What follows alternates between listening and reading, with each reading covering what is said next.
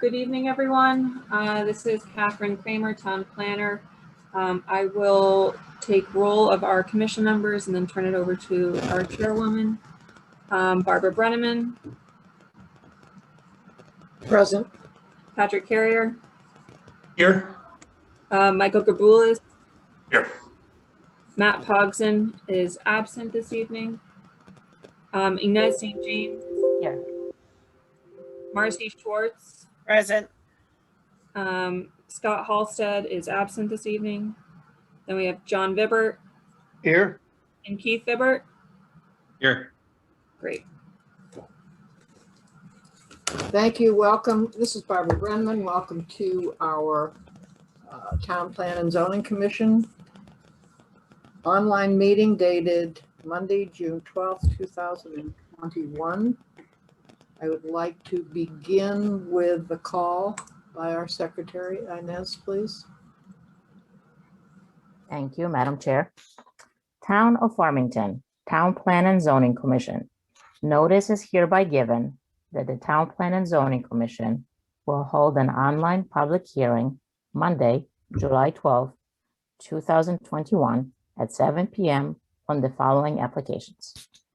Martha Stewart application for special permit for home business behavioral health service at 115 Birdseye Road, R20 zone. Brick Farm LLC application for special permit for uses to support Farmington Club and Polo Grounds at 110 Brickyard Road, CR zone. PRJ Group LLC / Pomona Pete's application for special permit for live outdoor music on riverfront patio behind 55 Mill Street, UC-UV zone. And Town of Farmington review and adopt, the Affordable Housing Plan dated May 21st, 2021. Interested parties are encouraged to participate in this online public hearing. The link to this meeting may be found on the Town of Farmington's website at https://www.farmington-ct.org/about-us/calendar-meetings. A copy of this proposal is online at https://www.farmington-city.org/government-town-plan-zoning-public-hearing-documents, or by calling the Planning Department at Farmington Town Hall at 860-675-2325. Dated at Farmington, Connecticut, this 25th day of June, 2021, Town Plan and Zoning Commission, Barbara Brenneman, Chair. Thank you. Welcome. So the public knows, those attending the meeting, we will follow the agenda and we will be voting as a group. The commission will, as each item is closed. We'll begin with new business. Sign Light Incorporated, sign application for property located at 195, 197, and 199 Scott Swamp Road. Mark, I have your application up on the screen. You're welcome to present to the commission.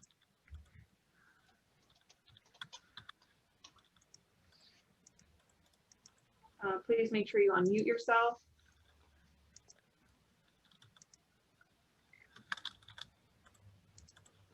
I saw him on here a moment ago.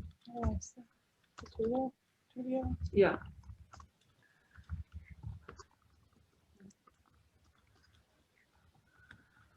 Looks like he is audio on a phone number calling in.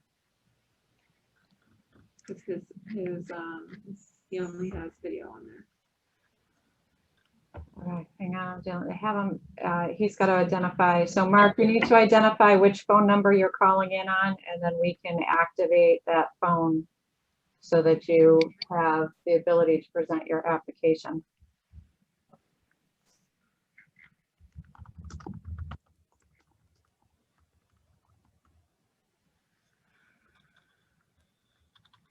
It's says connecting audio. Hopefully. I see the- Okay.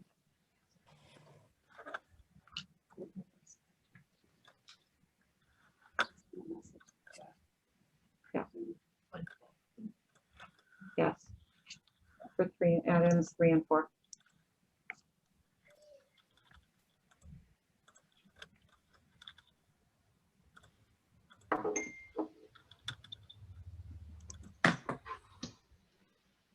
All right, seems like we've I'm sorry, I don't see him at all. lost him now. So Why don't we move on? We can come back to him. Hi, good evening. This is Mark from Stein Oh, Lake. Can you hear me? We Yep. can hear you now, great. Okay, sorry about that. But something's wrong with my audio on my computer. I apologize. Well, we can hear you now, so if you Great. would like to present your application. Yes. So we're proposing a new freestanding monument sign that represents 195, 197, and 199 Scott Swamp Road, Farmington Professional Center. And we were hired by these folks to come up with a new concept to replace the stone brick base sign that's, kind of a knee wall type of sign that's been there for many, many years. So that sign what's there now would be completely removed and discarded, and a new sign would be manufactured and installed in its place with a 26-foot 4-inch setback. As shown, we revised the size of the sign initially from what we started with from the beginning, and we have a 10-foot tall sign, and it's about 60 inches wide overall. It's non-illuminated. It's fabricated, architecturally fabricated from aluminum extrusions. The top lines, the Farmington Professional Center, that is 1/2-inch thick dimensional cut acrylic. All the graphics on the faces themselves will just be vinyl graphics. We have a fake stone base at the bottom that we would manufacture ourselves. The base, there's steel poles that travel through the sign for structural. Well, obviously that's kind of more of the building department, but we would have shop drawings showing how we're going to build it. And they may choose to have indirect lighting pointing up at the sign.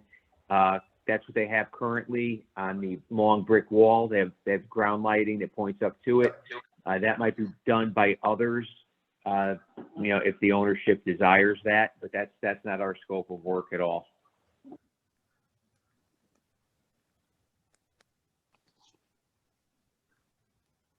That's the foundation design showing a rebar cage and excavation and anchor bolts to support the sign post that travels through the sign and is mechanically fastened inside the framework of the sign.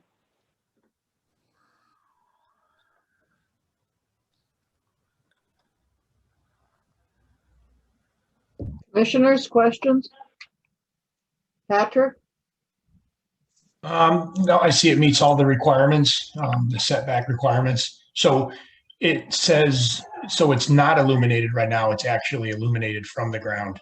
But the new one at this point is not going to, but they might in the future. Did I understand that correctly? Yes, that may be handled. That's going to certainly be handled by them at a later date.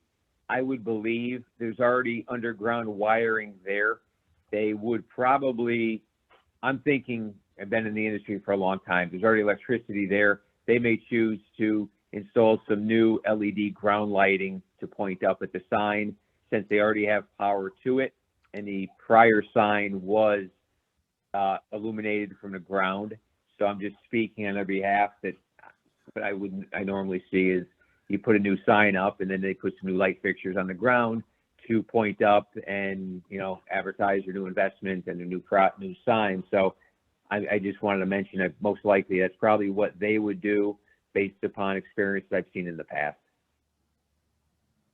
Okay, and I guess this question's for Catherine. I'm assuming that this would just be handled at the staff level at that point, if they decide to add signs or lights. At this point, there's lights existing. The news of the lights remaining is new to me. During the conversations with the applicant, it was discussed that there would be no illumination for the application. So anything added further would be assessed at that time to make sure it met and was not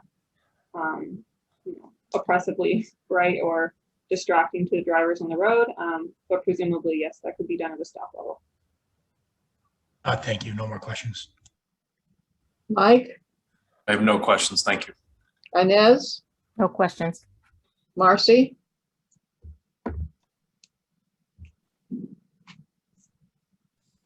Sorry, I have no questions. Thank you. John, No questions? Keith? No questions, thank you. I have no questions. Is anything else you'd like to add? The applicant? No, Okay, no, thank you thank very you. much. thank you. Commissioners, we need to take action on this. We need a motion, please. This is Ines St. James. I make a motion to approve the application from Sunlight Incorporated. It's a sign application for property located at 195, 197, 199 Scott Swamp Road as presented. This Have a is second, Marcy please? Schwartz. This is Marcy Schwartz, and I second. Thank you. Does everyone know what we're voting on? Yes. All in favor? Aye. Aye. All opposed? Barbara, Yes, John? who's replacing Mr. Clarkson? That is you, John Viver is. the I next should have alternate. announced it, John. No problem. Aye. Thank you, John. Motion carries. Thank you. Move on Thank to you. item number 2 under new business, Earthlight Technologies LLC, a site plan application to install ground-mounted solar array at 70 Batterson Park Road in a PR zone. Jake, I have the application up on the screen. You're welcome to present to the commission. Thank you, Shannon. Can you hear me? Yes, I can. Okay. And thanks for having us tonight. We are looking for a site plan approval for a 1.07 megawatt DC ground mounted solar array at 60 Batterson Park Road. So that would be roughly 2,388 panels. We have 7 inverters, and then we'll be trenching back to the building. We'll be offsetting about 50% of the building's usage. So they actually need, double the amount to obtain 100% offset, but that's really all we can fit here in this lawn area. The development impact is about almost 3 acres, 2.81 acres on the west side of the building there in the grassy lawn. You can see that there's a wetlands present, and we've been previously approved by the Wetlands Commission back in 2020 and with conditions, and we've addressed those conditions in our site plans and in our application here.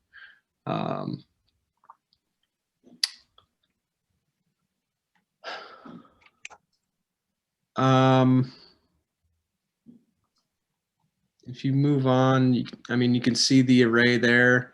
I'm looking for maybe like our site plan showing where our tracking pads are and our, right here. So we have our staging areas and our tracking pads outside of the wetlands area and outside of the solar array. We will be installing a fence around the entire array, and then we'll also obviously be taking into account the erosion and sedimentation control on the west side of the array, right outside of where the fence will be. So that will take care of any erosion and sedimentation control that will happen during construction.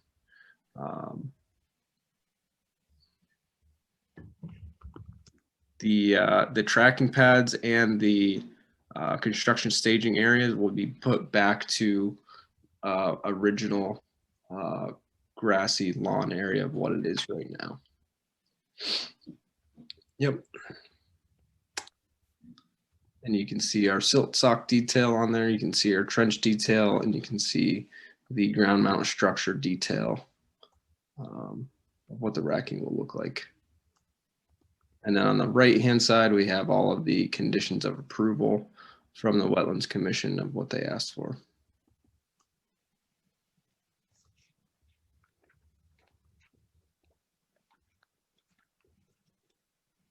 Other than that, I don't know if I have anything else to detail out here. I guess as far as construction goes for the wetlands specifically, we will be making that a grassy meadow.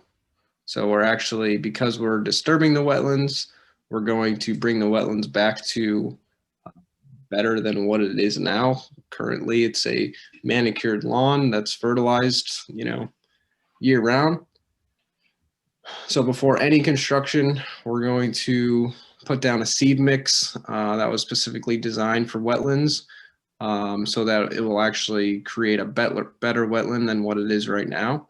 So we lay down the seed mix before we do any construction. We do all of our construction. We lay down another seed mix for anything that didn't take. And then we monitor it for 2 to 3 years from the start of construction. And we make sure that, you know, everything grows and everything is operating, you know, as it needs to be within the wetlands area.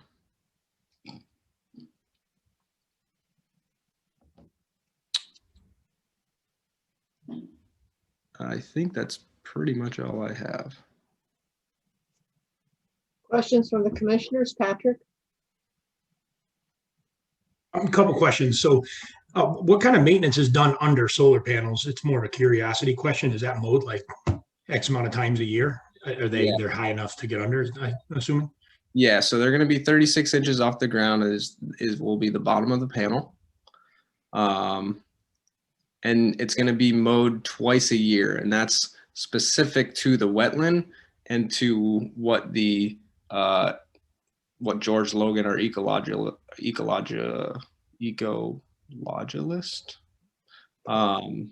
specified, or ecologist. That's what I'm looking for.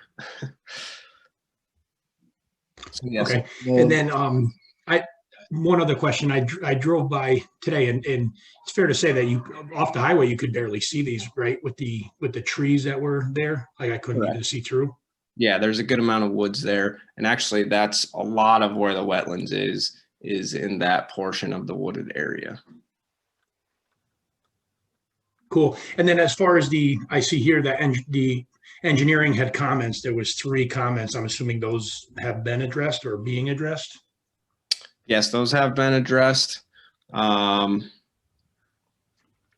see.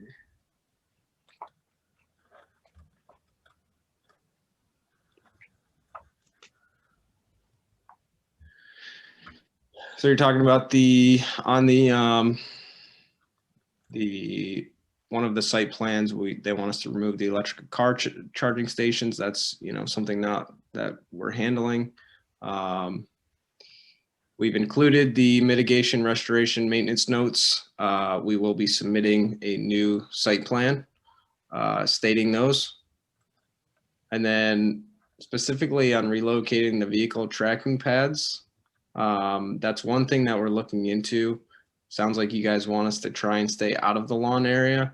Right now, the building is empty. So yes, we can use up as much as, you know, of the parking lot as possible. Sounds like people are going to start coming back into the building. So I'm not exactly sure. We're not exactly sure how much parking lot we'll be able to use at that point.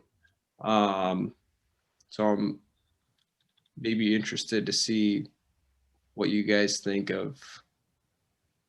I mean, all of our staging areas and everything are out of the wetlands area. And we're gonna be putting that area back to what it is right now, just a manicured lawn. Okay, yeah, no, it sounds like you guys are doing the best you can to work with those comments. So that's all I have for questions. Thank you. Thank you.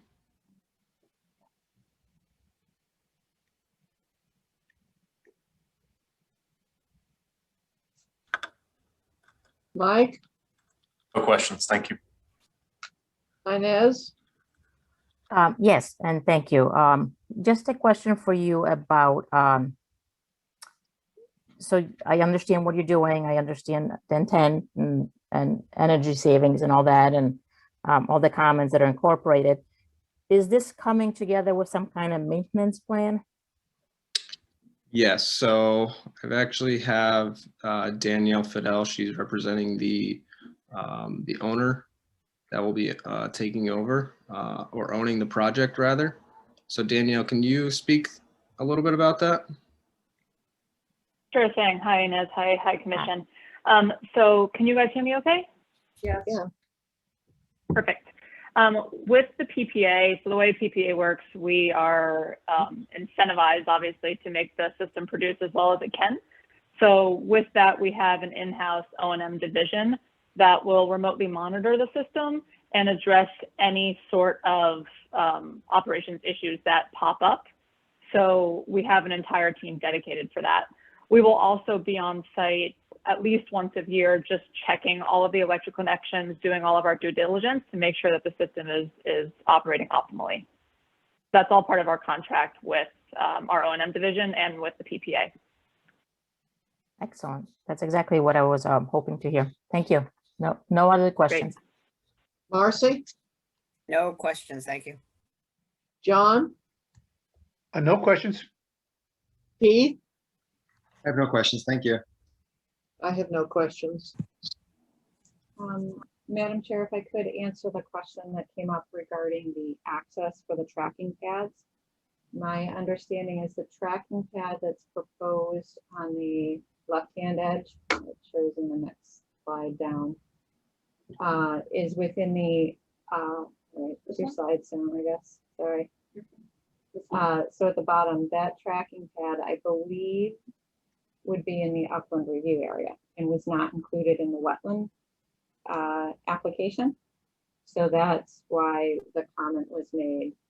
So if they find they can't move it out of the upland review area, then it simply may require additional review with within the wetlands. So the comment stemmed from the specifics regarding the wetland application and the requirements from the wetland application. So if they find they can't move it as requested, then it'll require just further discussion with wetlands at that time. And were you specific in where you wanted them to move it to? We suggested that it come off just the parking. So rather than this long tracking pad, if they came off that parking edge right there where Catherine has her cursor and come straight out perpendicular, any of those areas, then it's a shorter, less earth disturbance and not as problematic. So, but I think it can be left to It's work in the through. engineering comments. Yes. And that's what they have to agree to include as a condition of any approval. If the commission chooses to make it a condition. Right. Yes. Can I make a comment about that? Yes. So where you were, showing your cursor, that is like a fairly steep hill right there from the parking lot down to where our array is. So that's the only reason why we're a little bit hesitant to really do anything up there, because we can't get our machines up there anyways to grab all of our pallets of panels, etc., and then bring them back down that steep hill and into where we're going. So that's why we had the tracking pad going off, in and out of the flat portion of property there. And you can see it from, I'm not sure if the survey shows topo or not. Yeah, so you can see that there's a hill right there. 4 or 5. 4 feet. And it's a 4-foot hill. So I think we should leave it that, this has to be reviewed with staff and we can do a pre-construction meeting then to finalize the location of that tracking pad at the time. I mean, obviously, we're not gonna hinder the operations of the office if they're back in full swing, but I think it warrants, I think the comments still warranted, and a 4-foot grade differential over that distance is not insurmountable. And it actually looks like it's a 2-foot, it's just a little berm that's there. So, Commissioners, any comments?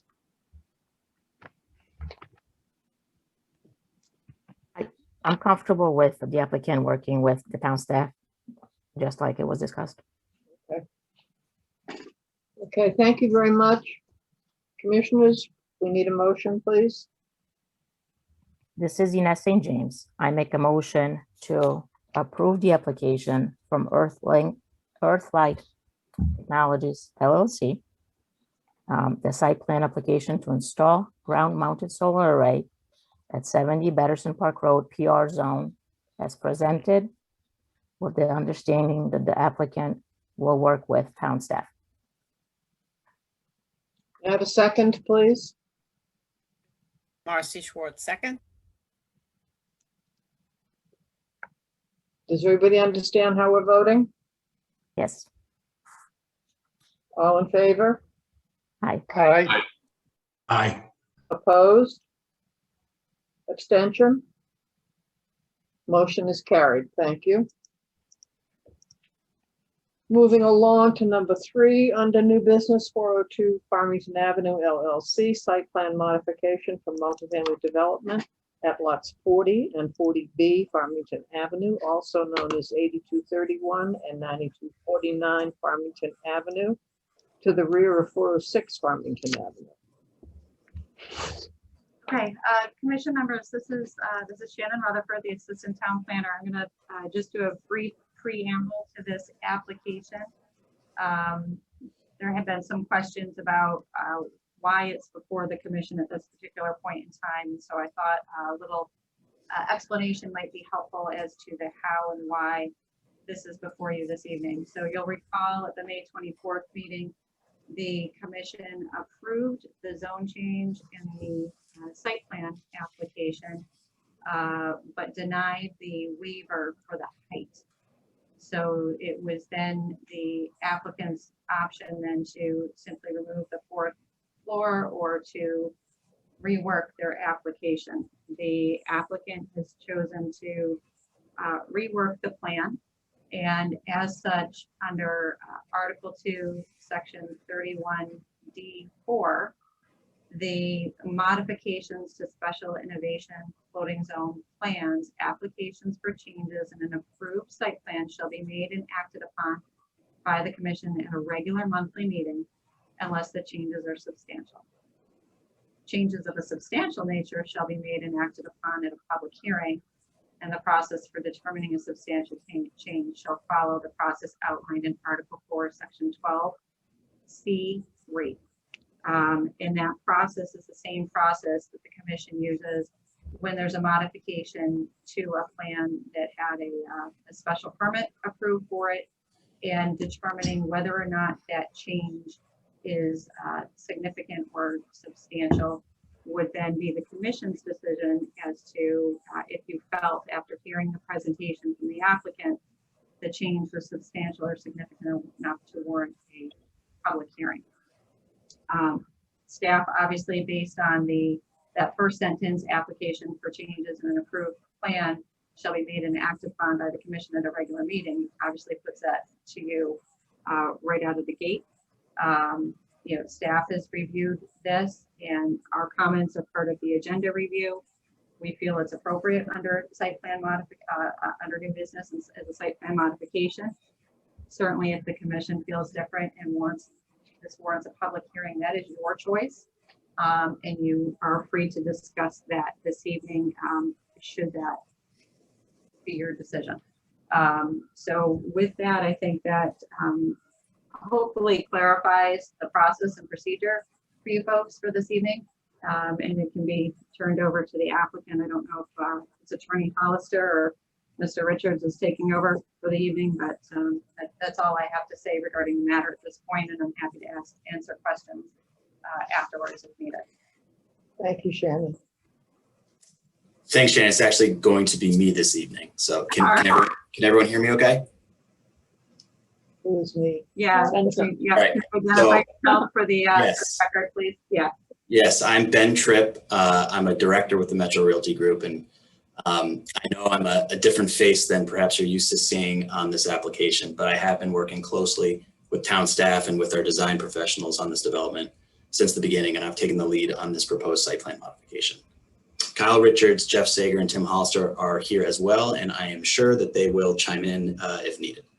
So with that, we are here tonight to discuss a proposed modification to the approved site plan at 402 Farmington Avenue. And as Shannon just described, on May 24th, this commission voted to approve a zone change in site plan, which landed the special innovation floating zone at 402 Farmington Avenue. So Shannon, if you could go to the next slide, please. So it might be tough to see or read here, but this is the previously approved site plan, and I thought it was important to provide a baseline for the purpose of discussing the proposed modification to go over exactly what was approved as part of that plan back in May. So again, here's the approved site plan with the approved zoning data table. And if we just take a minute to walk through some of these items, it lists basic elements such as the lot area, the setbacks, the side yards. But I wanted to point out specifically the approved impervious coverage percentage of 27.3 and the approved density of 9.3 units per acre. When you take that density with the 14.08 acres that comprise the site, it leads to an approved apartment count of 131 apartments. So now, as you're also aware, the one element of this data table that was not approved, as Shannon alluded to, was the building height, which is listed here at 45 feet or 4 stories. So in the innovation zone, again, as Shannon went over, the 4-story building requires a waiver, which requires a 5-6 vote. That was voted on separately from the site plan, and that waiver was unsuccessful. So without this waiver, the maximum permitted height in the innovation zone is 3 stories and 40 feet. So the intention of this proposed modification is to accommodate the approved density of 9.3 units per acre, or 131 apartments, within the maximum permitted height of 3 stories. To do this, we are proposing to modify the building footprint from what's roughly a horseshoe shape that you see here to an enclosed loop. So Shannon, if you could please go to the next slide. So to an enclosed loop, which you see here. So this is the new proposed site plan and the new proposed zoning data table. Again, maybe difficult to see. I'm not sure what size of screen you're working on, but I want to again point your attention to the impervious coverage percentage, which is now proposed at 27.2%. The proposed apartment count at 130 units, and the proposed density at 9.2 apartments per acre. So each of those 3 elements is actually slightly less than what was approved with the site plan back in May. I also want to point out the general location of the building. So Shannon, if you could actually go back to the previous slide just for a second. So if you take a note in this, again, this horseshoe shaped plan where the building is generally located, and then if Shannon, if you could flip forward. So the location has not changed. The building has not shifted any closer to the abutting neighbors to the north or to the west. So I think that was important to point out. And then finally, although it's not shown on this zoning data table because it's not part of the regulation, but worth noting that this building is actually approximately 3,600 square feet smaller than the previous building that was proposed, which included a partial 4th floor. So that is really the technical data regarding the changes that are being proposed with this site plan modification. But now I'd like to provide some color as to how these changes would be implemented within the development from a physical standpoint. So if you could go to the next slide. So there are really two things that we've done to accommodate the approved number of apartments within a 3-story building. The first, which I have described, is the closing of the loop, which acts to enclose that central courtyard. And the second is converting a number of garages, internal garages, into first floor apartments. Now in the, you can see as where Shannon's highlighting, in the area where we converted the garages to apartments, previously outside the garage areas, of course, is a paved bituminous area so vehicles can access the garages. Now that area has been converted to a landscaped area, which would sit just outside those first floor apartments. This change ultimately resulted in 8 fewer internal garages for the development. And then next slide, please, Jen. So here you see a revised rendering that depicts what the 3-story front elevation would look like. I think you'll note that the general design of the building has not changed. We continue to use predominantly red brick and, although not depicted here, a lap siding around the exterior of the building, as was shown in the previous proposed building. And the front elevation, again, predominantly red brick with metal, composite metal panel accents. In the previous building, the amenity space was located on the southeast corner of that horseshoe design. But now that the building has been fully enclosed, we moved the amenity space to the middle of this front elevation for aesthetic balance purposes. So those are really the high points of this proposed modification. Before moving on, if we could go to the next slide, I did just want to provide an update on one of the conditions of approval that we committed to and are still committed to, which is putting the remaining undeveloped portion of this parcel into conservation. We have mapped the meets and bounds of this area on a survey, and the resulting conservation area is just over 5 acres. So we'll continue to work to document that. And with that, I'd like to turn it over to Tom Daly, who's going to walk you through the impervious coverage changes and how they relate to the design of the stormwater management system. Thanks. Thank you, Ben. Yes, for the record, Tom Daly with SLR Consulting. We went through a detailed analysis as part of this application on really 2 fronts. One is we took a hard look at all the activities that fell within the town's 150-foot upland review area.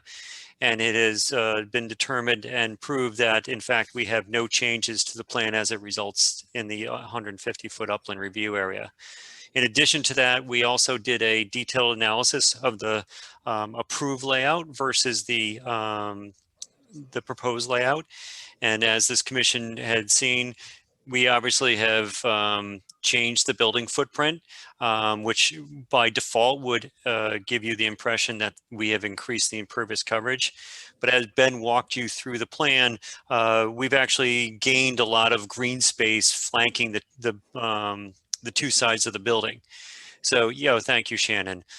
So we went through this analysis, and so on the left-hand side, you'll see the approved plan, the green representing, and really because we're, as Ben said, we've made no changes outside the edge of pavement. So this analysis focused solely on the green space interior to the project and the development.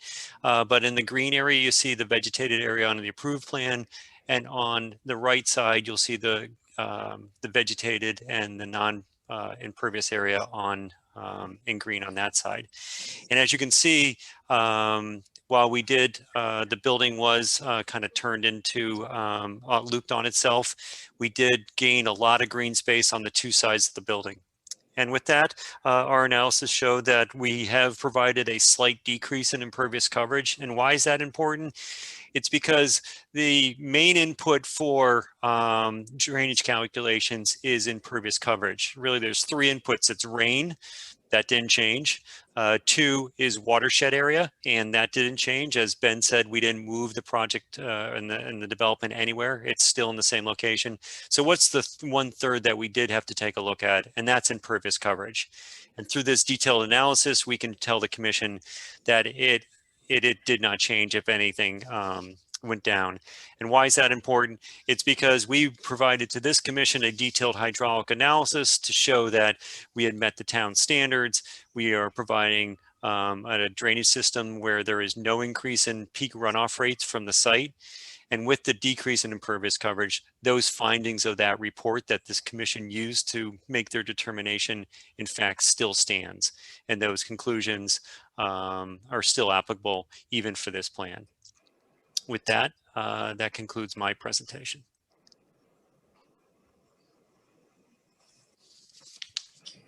So that's all we have, Shannon, for the site plan modification, and we are certainly willing to address any questions the commission might have. Questions from the commissioners? Patrick, No questions. Mike, Only question is, you guys are comfortable addressing all the engineering comments? Yes. Okay. And no further questions. Thank you. Inez, Inez, you may be muted.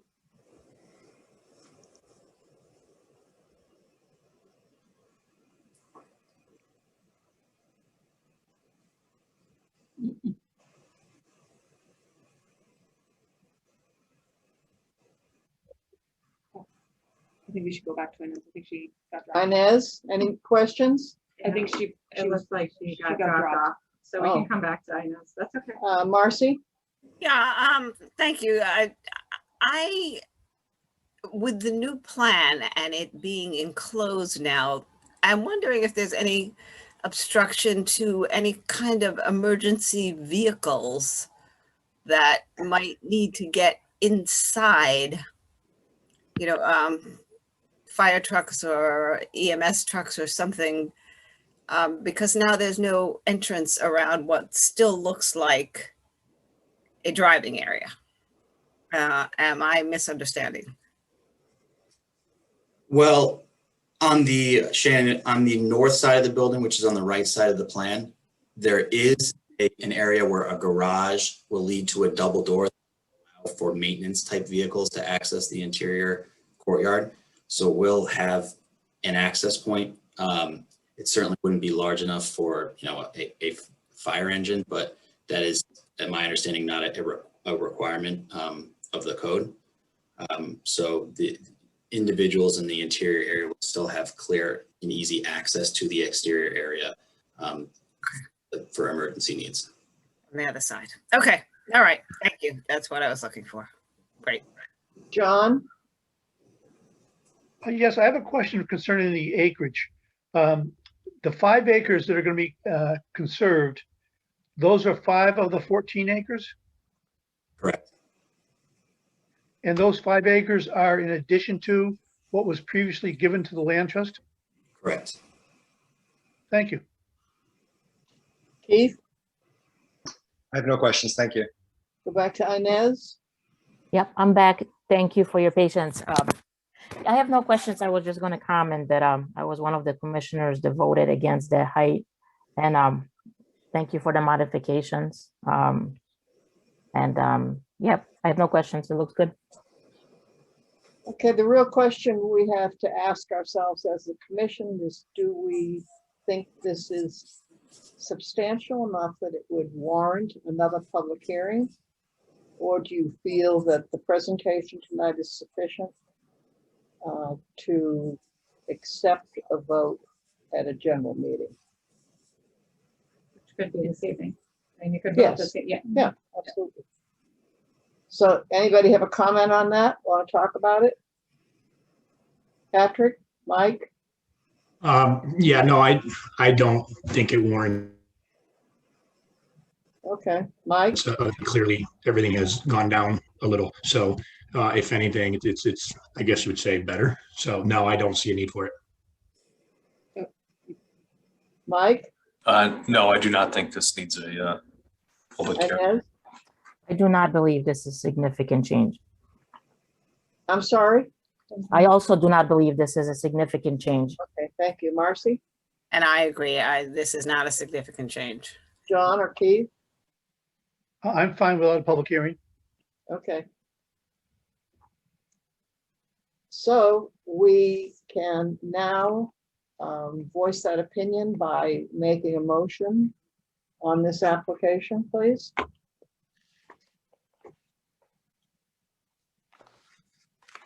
And okay, this is Inez St. James. I make a motion to approve the application from 402 Farmington Ave LLC for site plan modification for multifamily development at lots 40 and 40B1 Farmington Avenue, also known as 8231 and 9249 Farmington Avenue, to the rear of 406 Farmington Avenue as presented. May I have a second, please? This is Marcy Schwartz. I second. Thank you. All in favor? Aye. Aye. All opposed? Any abstentions? Motion is carried. Thank you. Thank you very much. We'll move on to public hearings. The first one is a continuance from our last meeting. CLP Farmington LLC, application for change of zone from BR to special innovation floating zone and site plan approval to redevelop the existing hotel to a mixed-use multifamily residential / commercial development, allowing for a coffee shop and or restaurant, bar, flex office area, and meeting / event / conference uses located at 15 Farm Springs Road. So I have the application up on the screen. Jason, Brian, Robin, you're welcome to present to the commission.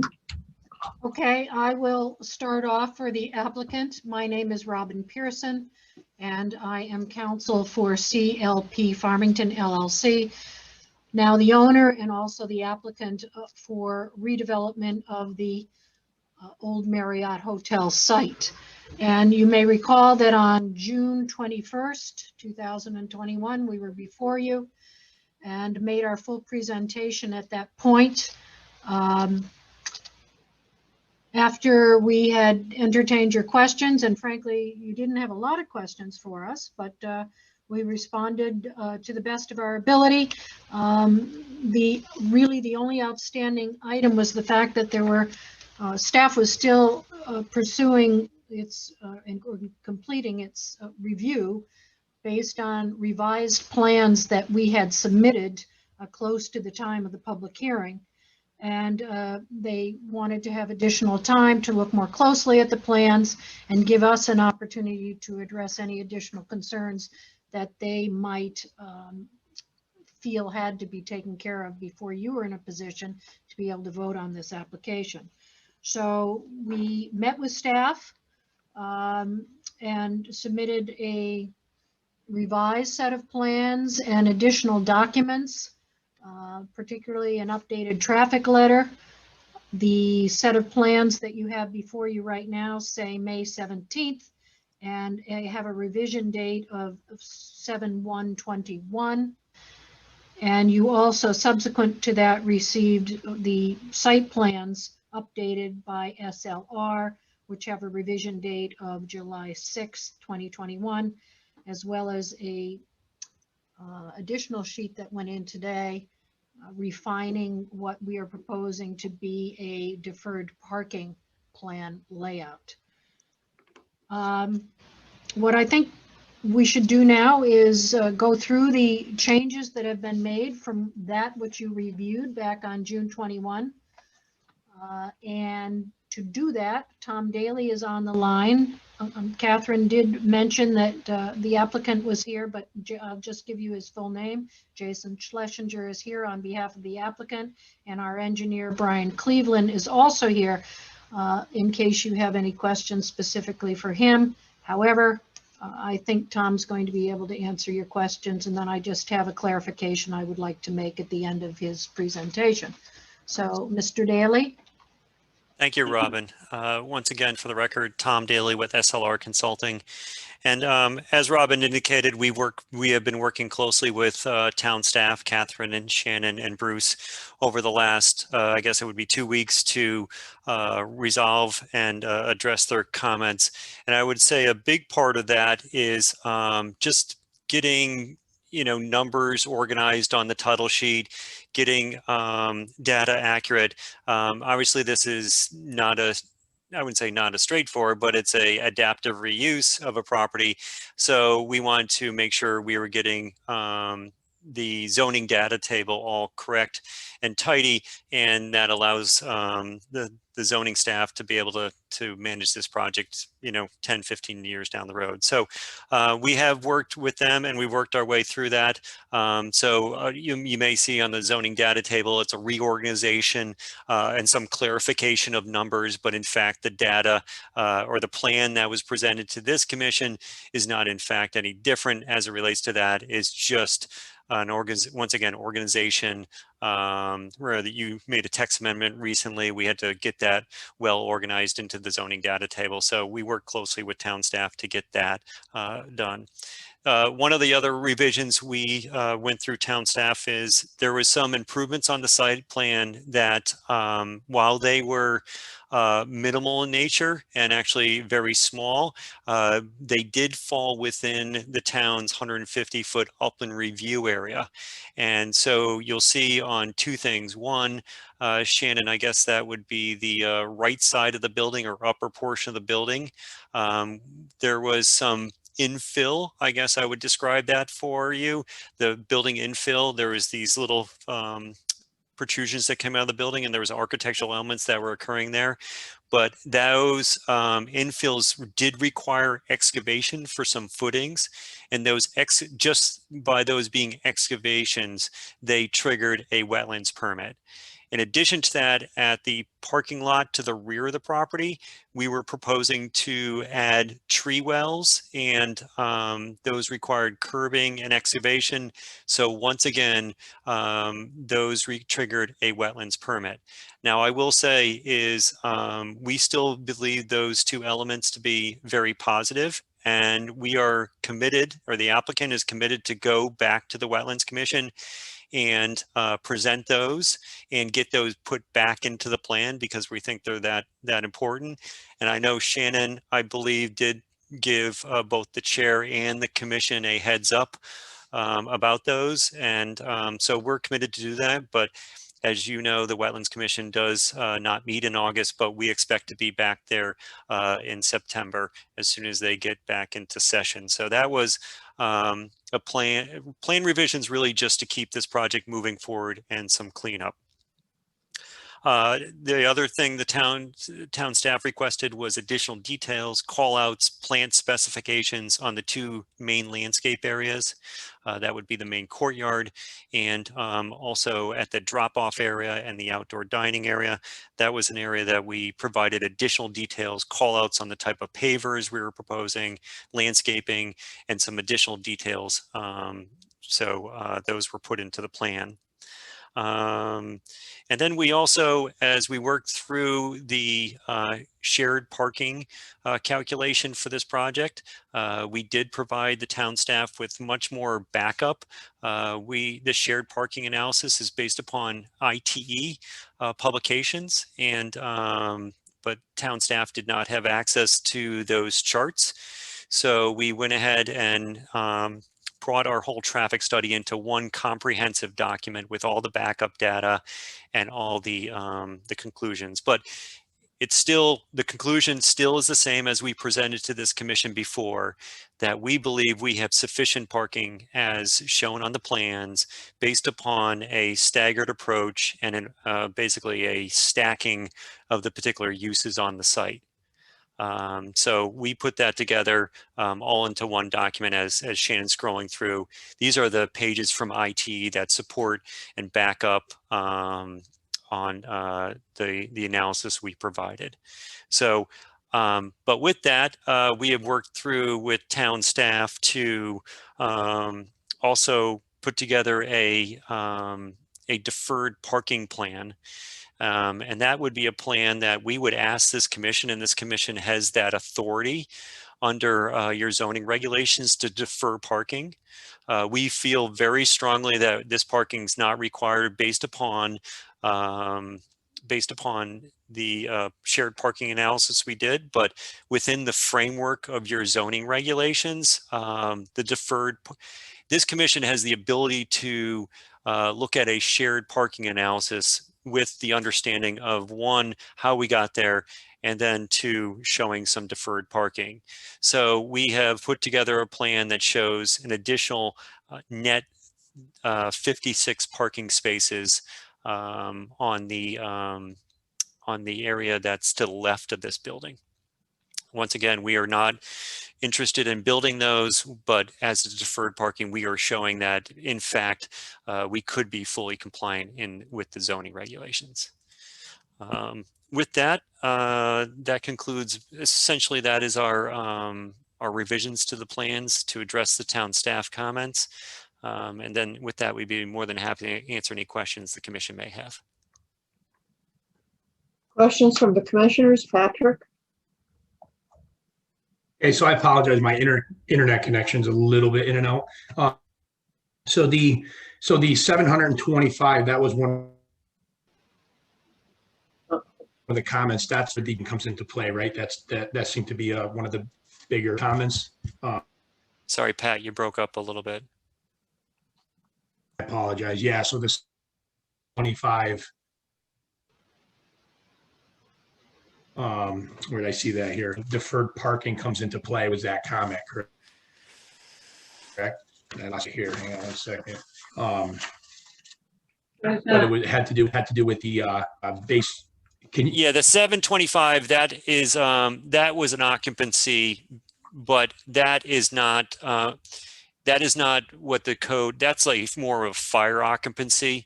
That's not what actually could be seated in the space.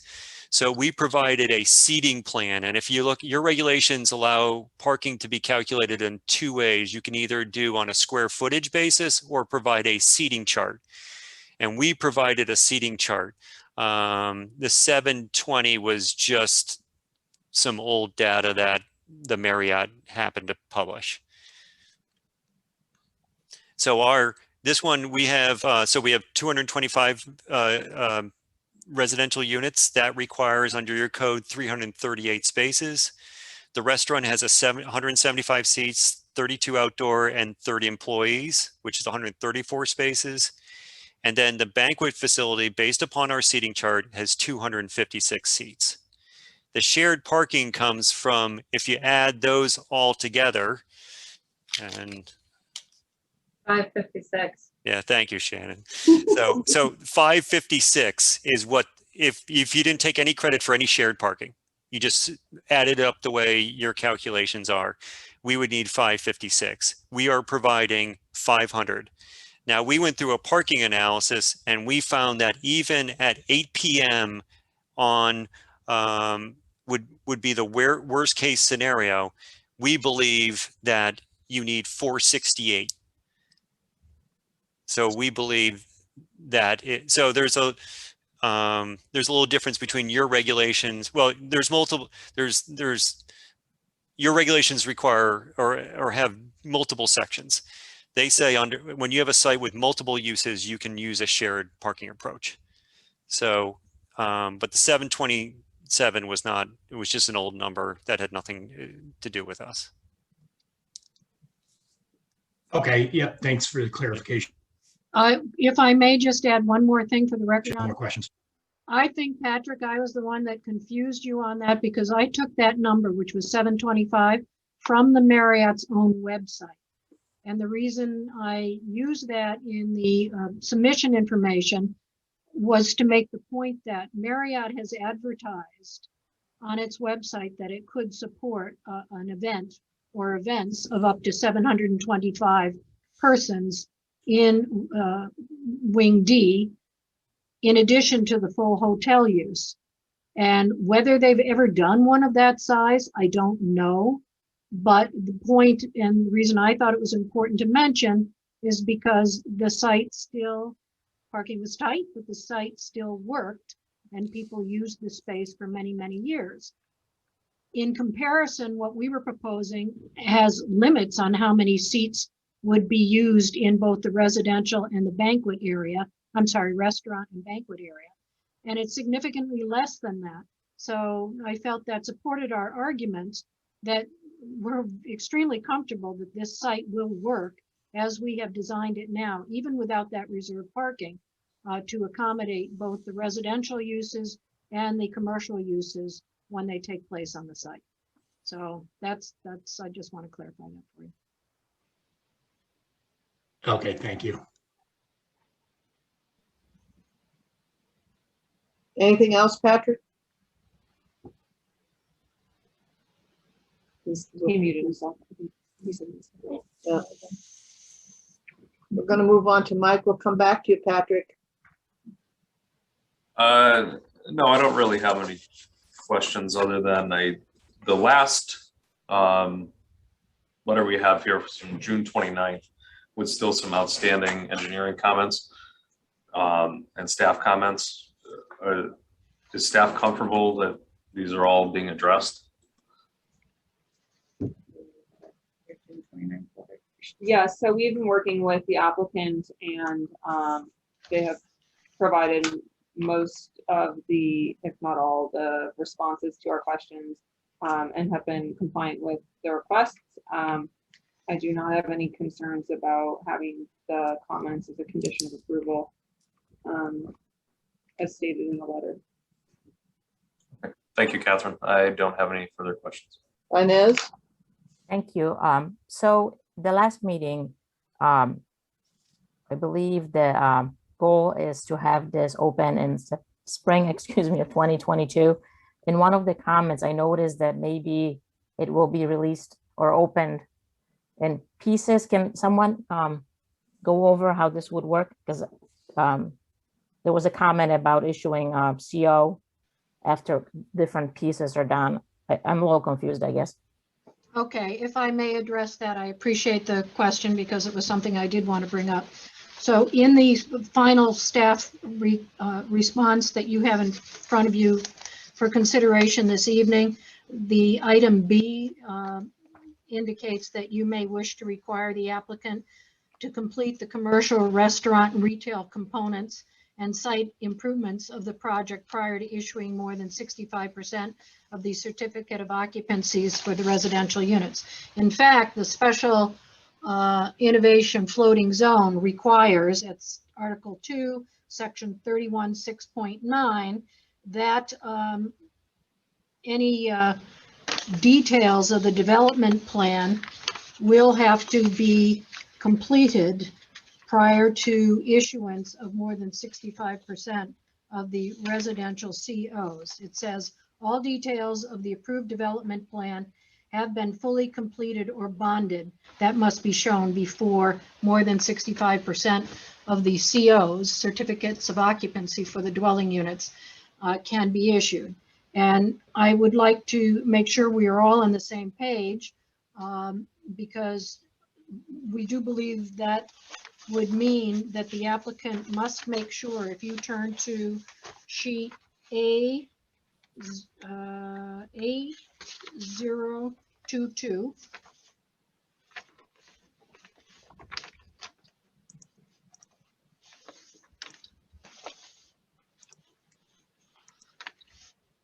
there we are. Shannon, is it possible to blow that bottom half up more? Yes, this is Catherine. Oh, Catherine, thank you. Welcome. Okay, so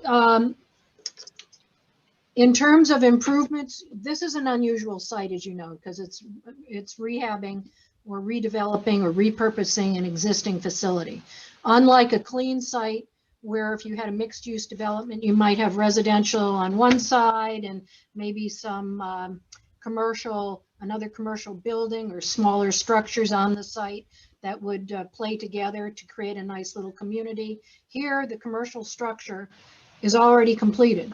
We already have mostly in fact, entirely in the D wing, which is on the right side of this page. You have the existing ballrooms, restaurant space, circulation, bathrooms, kitchen, all of that's already in place. This plan proposes to make improvements to the exterior of that commercial space to make it much more usable. So that, and the reason I'm pointing these out is these would be the changes that would be needed to be completed before the additional 35% of the certificates of occupancies could be issued for the rest of the residential area. And if you look at the porte cochere at the bottom of the page, that's the large canopy that is going to be redone to go over the entrance door. Just to the right at where those three banquettes are, right there. Up front, along that wall where it's all closed in now, are going to be large, almost floor to ceiling. They're shown as storefront glass. Windows are going to be inserted at that location to let light and into that space and make it much more vibrant and interesting there. As you travel further to the right, we have that outdoor dining area out front is going to be added, and that includes the pergola, which is that striped green area, and all of that landscaping and seating for outdoor dining and congregating for social activities will have to be completed before the remaining 35% of the COs can be issued. Further, as you go into that purple area, right, following in where it says outdoor dining area, you go in there, that is a large floor to ceiling again, glass overhead door, which is similar to the overhead doors in the courtyard that will be inserted there. Right now, it's just, it's solid. So with some glazing, but it's going to now be a huge door that opens up to create a lot of excitement and energy with regard to that restaurant component of the commercial side. So that will have to be completed. I think that was all of them. Outdoor dining and pergola, storefront windows, and the glass overhead door to make that happen. Inside the building itself, the coffee shop will be done, of course. That's tucked into the corner there. It's actually where there is an existing coffee shop. And all of those will have to be done before the additional COs can be issued. So, which is reasonable because one does not want to have the commercial construction activity going on while people are still, in the process of occupying the rest of the building. So that is what we are talking about. We're not talking about, that's what I want to clarify for you. The applicant has indicated that they're looking for an independent operator for the meeting space and the restaurant space. I am aware that they've already spoken with two of them, one in West Hartford, one in Farmington, in fact, who's come in and looked at the site. But the details that they're talking about having to finish before the CO can be issued are the exterior development type changes, which are the same things that you would bond if they weren't going to be done now. But they do intend to do it. They don't intend to bond it. And soon they hope to have somebody who will come in and do all the finishing touches on the inside. But of course, that's dependent on whoever goes in there because they want to put their own stamp on what the interior spaces are going to look like for the restaurant and the meeting area. But frankly, the structure is built already, except for those exterior improvements that we're talking about to make the commercial area more interesting and vibrant than it is now. So I hope that answers your question. It does. The timing, do you think it still be like close? The commercial portion versus the residential, you're still thinking it will, 2022, but will all of it be spring or you don't think so? You think only the commercial restaurant retail? I know the applicant is ready to go right away on making these changes. Okay. So that will, truly ready to go. So as soon as they have an approval, they're going to start pursuing building permits for the site development. So I don't know if you would like, we can bring Jason up. Yeah, Mr. Schlesinger? yeah, no, I'm here. Hi, it's Jason Schlesinger. It's our hope and expectation that we're open in the spring of 22. A lot of work to be done, so we're anxious to get to it. Okay, thank you. Moving on to Marcy, do you have any questions?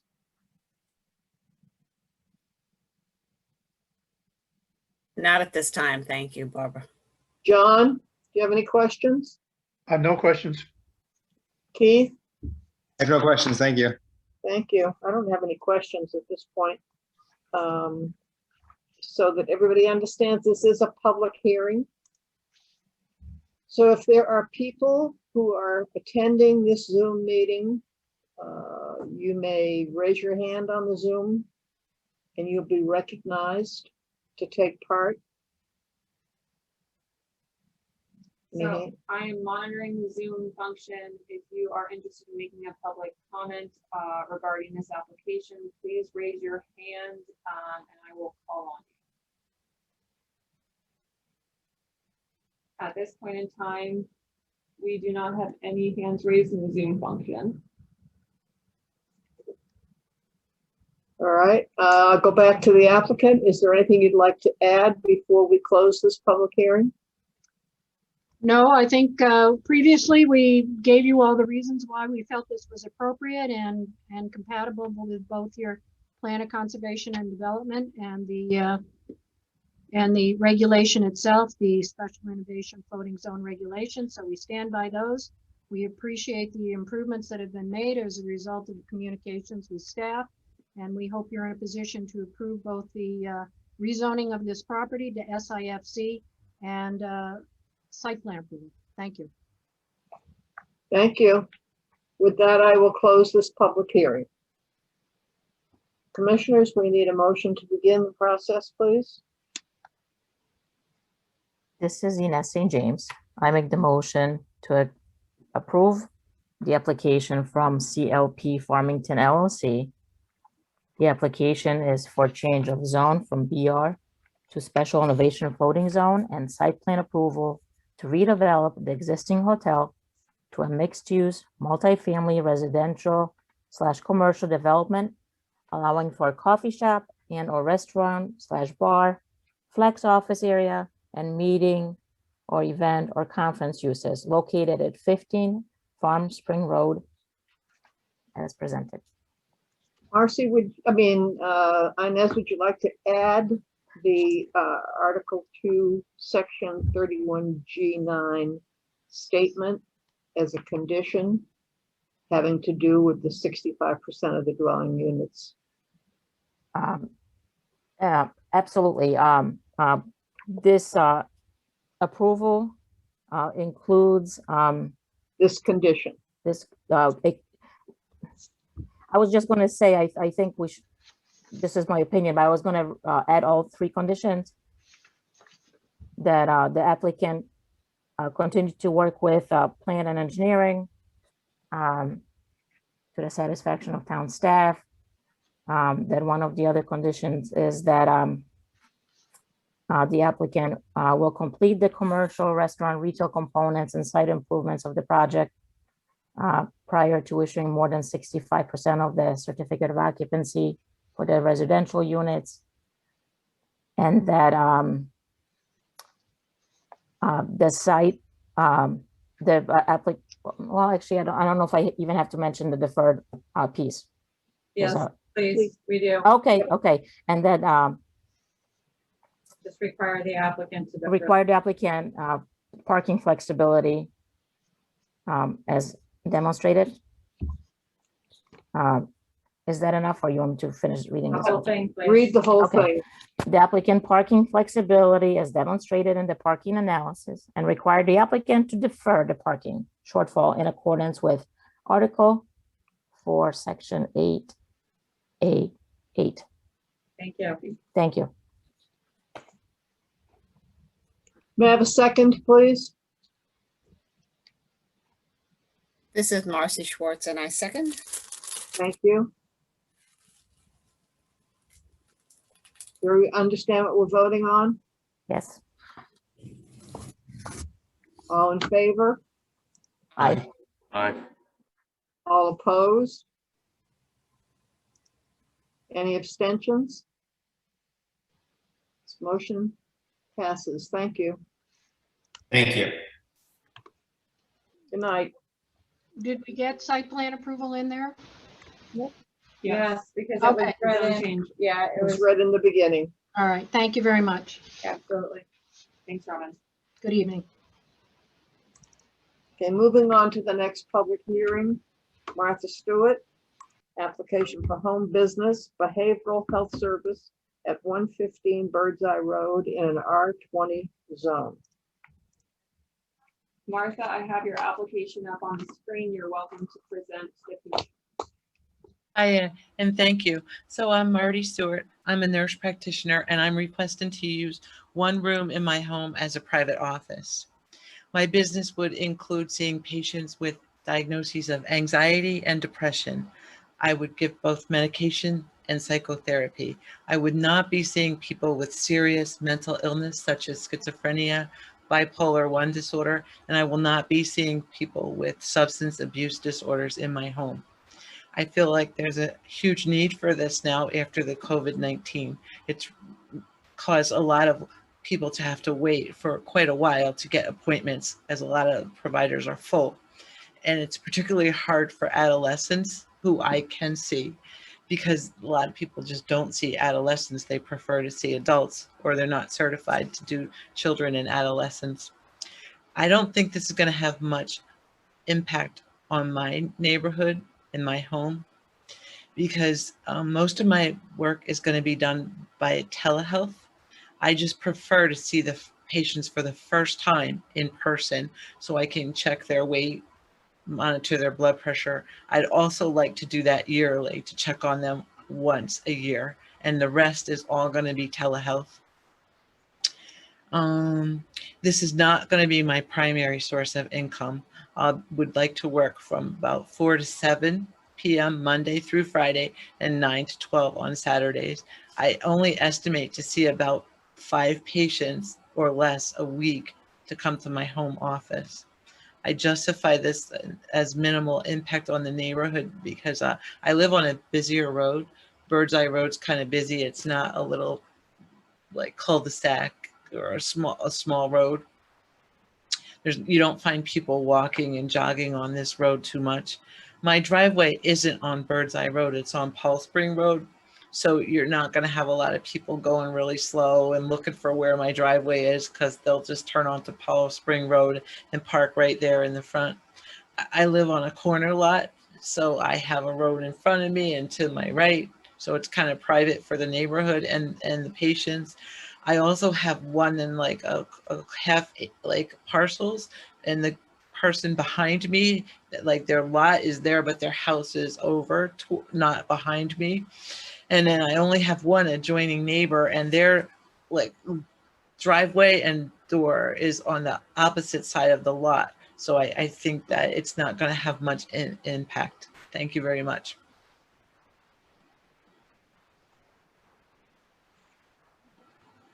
Commissioners, do you have questions? Patrick? Yeah, so have you spoken to your neighbors? Any of them? Oh, yes, I did. Yes, most of them. And they said Okay. fine, they didn't really care. Okay, thank you. No other questions. Thanks. Mike? No questions, thank you. Inez? So this kind of approval, does it stay with the property or the current owner only? Oh, no, because not everybody would, like, there's no guarantee a nurse practitioner would buy this. Yeah. Thank you. It was, thank you. I guess it's more for Catherine. I apologize. Oh, I'm sorry. No, it's okay. It stays with the property, so the home office would be permitted with all the same conditions, and the location of where she's proposed it is here and with under the 25% of the dwelling unit. So And this is currently 6%. Right. No, I'm just more curious if this property were to transfer, does the new owner have to have this designated space? Would not have to, no. It would come as part of it, but they don't have to use it. Correct. Okay. Okay, that way. Okay, that's it. No questions for the applicant. Thank you. Marcy, I have no questions. John, No questions? Keith? No questions, thank you. I do have a question. Does the approval have to run with the property, or can it run with the applicant? Special permits are attached to the property and therefore would be Just so that attached to everybody this. understands, it's, yeah.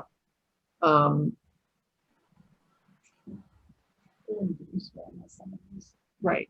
And she's under, I don't have any other questions, myself. Again, this is a public hearing, so if there's anyone that has joined the meeting this evening on the Zoom, if you have any questions or concerns, please raise your hand and we will recognize you. So I'm monitoring the hands being raised in the Zoom function. If you'd like to speak at this point in time, please raise your hand in the Zoom function. There are no hands raised at this point in time. Thank you. Martha, is there anything else you'd like to add before we close this public hearing? No, thank you. Thank you. I will now close the public hearing. Commissioners, we need a motion to approve.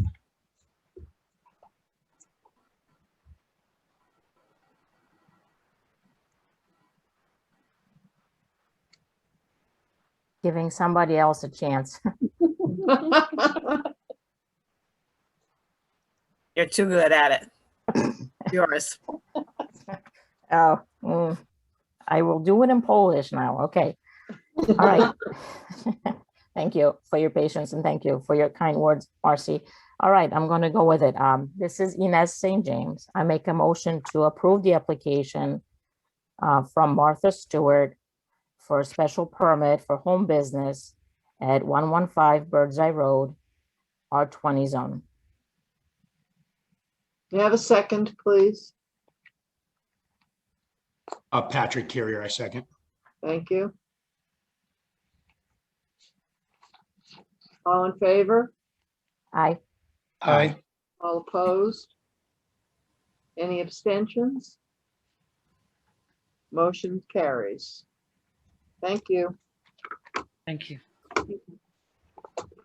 We'll move on to public hearing number 3. Pomona Pete's application for special permit for outdoor music on the riverfront patio area at 55 Mill Street, Unionville in the UCUV zone. Michael Lewis is recusing himself? Now, it's my understanding, Mike, that you're recusing yourself Yes, from this? Madam Chair, I'm going to recuse myself from this. All right, that means that Keith, you'll be sitting as a voting member on this application. Okay,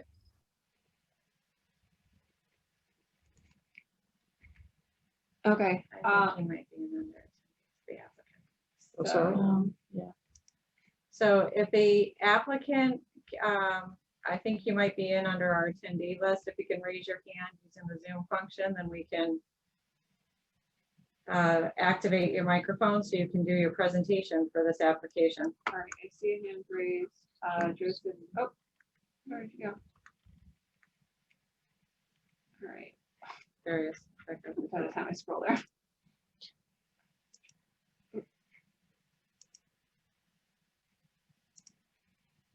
All right, Joseph, you should be able to unmute yourself. Yep.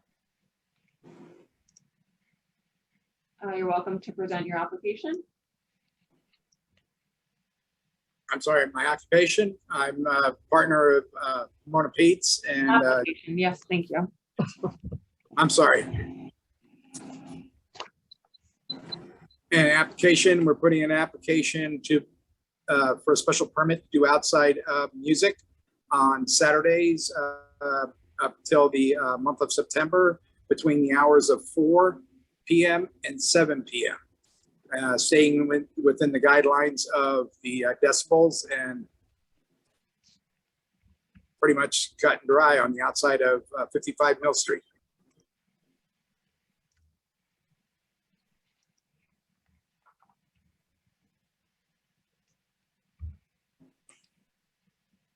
That's it.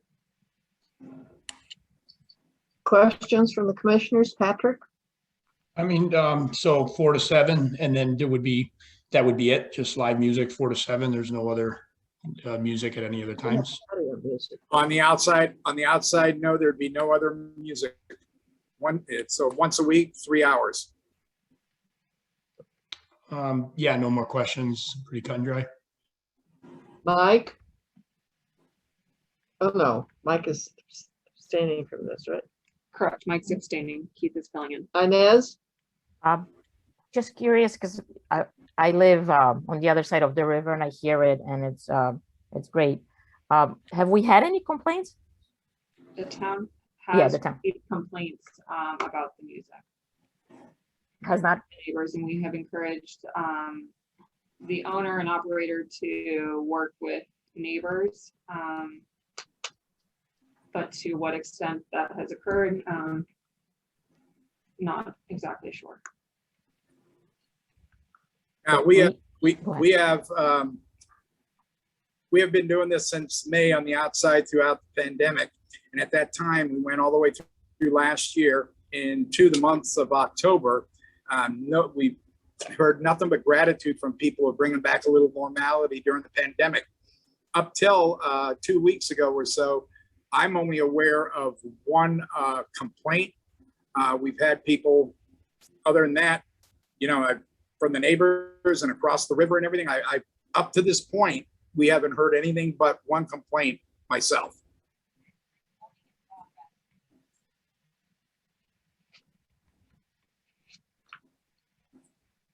Anything else on it? No, I was just gonna say, it's limited to Saturdays. It's a very specific time period, and I hear you. One person complaining out of possibly more, right? I guess what I would say is, because I do hear it across the river, and I'm probably about 1.5 miles. I hope you're sticking to the 4 to 7 guideline, right? Absolutely. Okay. I don't have any other questions, but Shannon, you're probably seeing some comments, so you'll bring that up. Yep, Okay. I'm on it. Marcy? I have no questions. Thank you. John? Are you putting any limitations on the type of music you'll be playing? The genre that we play normally is pretty much family related. It is a family outing. We invite all the families. There's kids, there's everything. It's almost, I guess, if you had to put a label on it, you're looking 60s, 70s type music, country, but it's all family appropriate. There's no heavy metal. There's no, there's nothing like that. It's very, very, I would say classic rock at best, if you had to put a genre to it. Thank you. Keith? Just to piggyback on John's question, the instruments, I'm assuming it's just a guitar and a microphone. There's not like a drum kit being brought outside or anything like a piano or. There are some of our bands, they do have the bass guitar, lead guitar, drums. But again, what we're doing is we're looking at keeping it down, the decibel levels down on the property line according to the noise ordinance. And I apologize, just for the sake of it, can you just state what you guys are doing to control the decibel level to ensure that you have that under control? That's going straight to the band, directly to the band, and having them lower the levels to where we can meet them. So the band monitors that, or somebody from Pomona's? We the owners and operators, we do that. And we advise the band to lower the decibel levels. Okay, and then they've been, obviously they're pretty compliant because they just want to be able to play. So I have no other questions right now. Thank you. Yeah, as I said before, up to this point here, we've had nothing but compliments and a lot of thank yous in the sense that we were bringing back that to the neighborhood and families could enjoy themselves outside. Up to this point here, we had no idea that it was even an issue. So, I mean, we're doing everything we can, but not knowing we didn't, you know, but now that we know, we're very, how do we say, even with decibel meters and everything out at the, all the way to the river, we're having the bands turn it down. Okay, thank you. I have no questions. This is also a public hearing. If there is anyone attending the Zoom meeting that would like to comment either in favor or in opposition to this application, please raise your hand and we will recognize you and allow you to speak. All right, I'm seeing a few hands. I will start with the first. I also, if I can just make a quick comment, anyone making comments in the chat feature, this is not being, the chat comments are not recorded as part of the public hearing. If you wish to speak in favor or in opposition, you need to raise your hand and make a verbal comment to the commission and the applicant. These comments in the chat feature, you can keep writing all you want, but it's not being recorded and will not be addressed or heard by the commission as part of the public hearing. Thank you. So first up is Addie. You can now unmute yourself and share it. Hi, actually, I'm using my daughter's phone. My name is Jay Boyd, resident at 41 Portage Crossing in Farmington.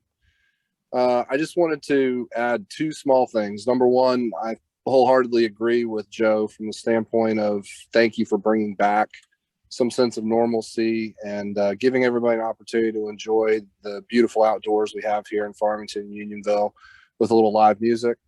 I can also speak to the fact that I help one of the performers actually with the live performances, and it is indeed true that Joe and Rob and the team there do take this very seriously in terms of the decibel level and making sure that the musicians and the performing acts adhere to the necessity of the time frame and the decibel level, you know, making sure that it's not too loud for anybody. So to that end, again, I'm speaking, I suppose, both as somebody who has been fortunate enough to perform for the town and also as somebody who is a resident and enjoys it as well.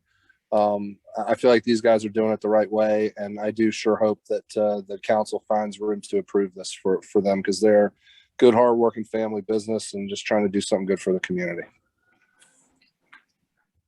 Thank you for participating. Next up, we have Brian Hunter. You may now unmute yourself. Hi, can you hear me? We can. Okay. Hi, Brian Hunter, 23 Colony Road in Unionville. First off, I'd just like to congratulate Commissioner St. James on winning the raffle this weekend. Hope you enjoyed your prize. Again, given the number of people here in the call, I will be brief, but I'm here to show my support for Pomona Pete's application for live music. As we know, they've become a really integral part of our community. And, you know, we get all, everything goes back to the pandemic and the work they did. And, you know, they were able to use their outdoor space. They were putting on this music, and, you know, it wasn't just for their own personal gain. As many of you know, the volunteer fire departments in town were unable to do any fundraising last year. You know, ourselves, we didn't have our carnival, we didn't have our, you know, breakfast and everything. And, you know, Pomona Pete's was putting on car shows and fundraisers and naming Tungus Hose as the beneficiary of those events. So it wasn't all about the dollar. It wasn't all about, you know, making sure they stayed open. They were trying to give back to their community as much as they could.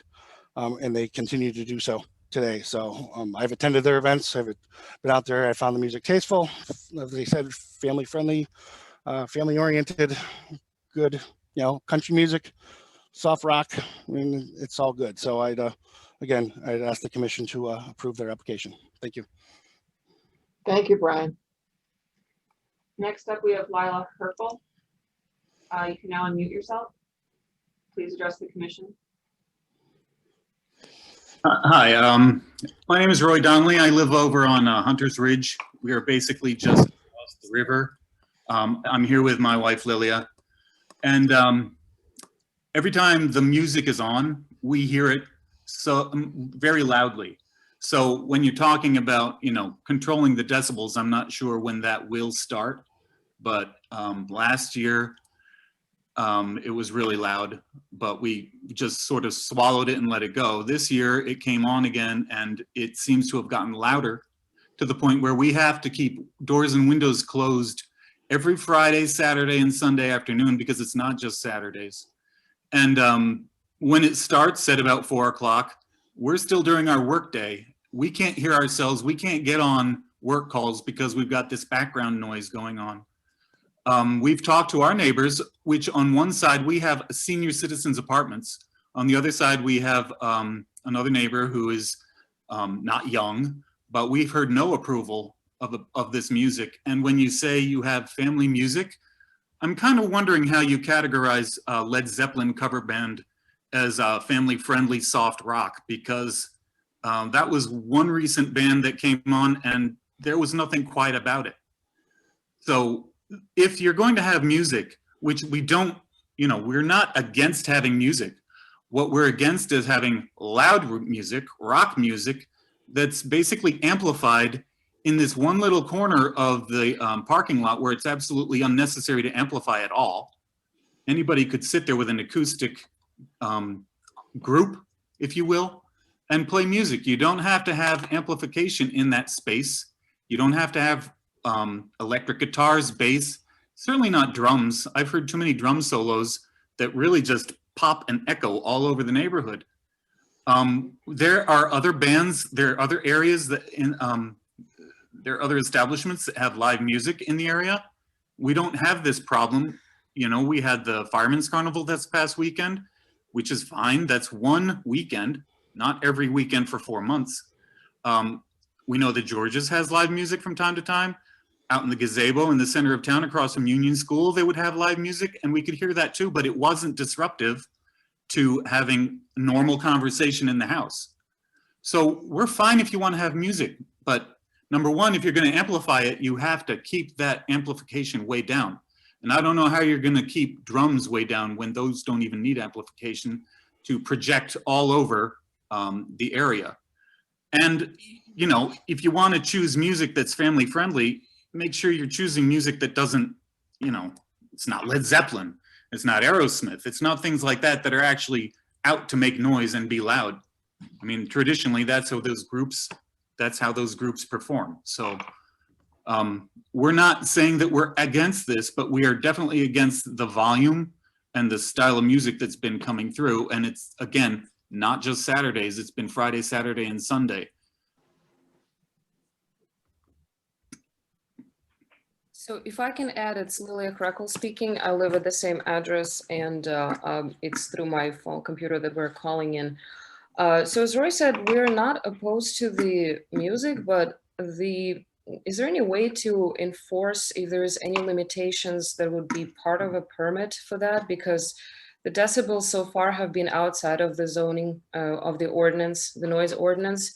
So we would certainly like to see some kind of limitations in the permit and some kind of enforcement means for us too, because we haven't heard back from, you know, after we inquired about the noise with the town, we didn't hear back from Joe or anybody else from the restaurant, and the music played and was loud again. And we just want to be able to have some recourse if the sound is too loud again, because it does interfere with our life and we have to close our windows and doors on a summer afternoon.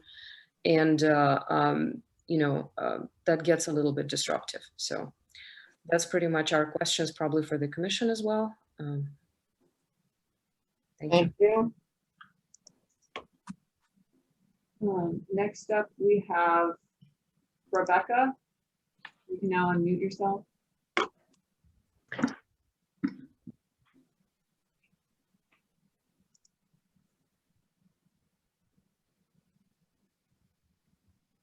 Good evening, I'm Rebecca McFarland. I'm on 8 Spruce Drive in Unionville. I'm about 3 blocks on the other side of the river. And I have the same problem that the prior caller had. This has been really disruptive to me all last summer. When we have our windows closed, we still hear the music inside the house. If we have the windows open, I can't listen to music in my kitchen because it's louder than the music in my kitchen. And if I sit in my backyard, it's as if I had a band in my backyard. And now we're quite some distance away. Again, I have no issues with live music. I'm a musician. I think music is wonderful, but it's so disruptive. Like I can't even do my own music in my home. And I didn't complain in the past because I didn't realize I had the right to complain since it was before 10 p.m. I didn't realize that you could complain about loud music during the day. I thought I just had to deal with it. Thank you. Thank you.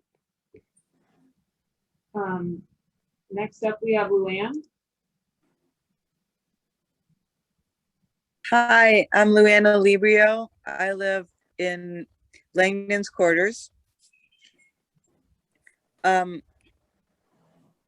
I feel like from 4 to 7 or 3 to 7, why not let people enjoy their lives and play music and let this restaurant try to make a living and try to stay in business?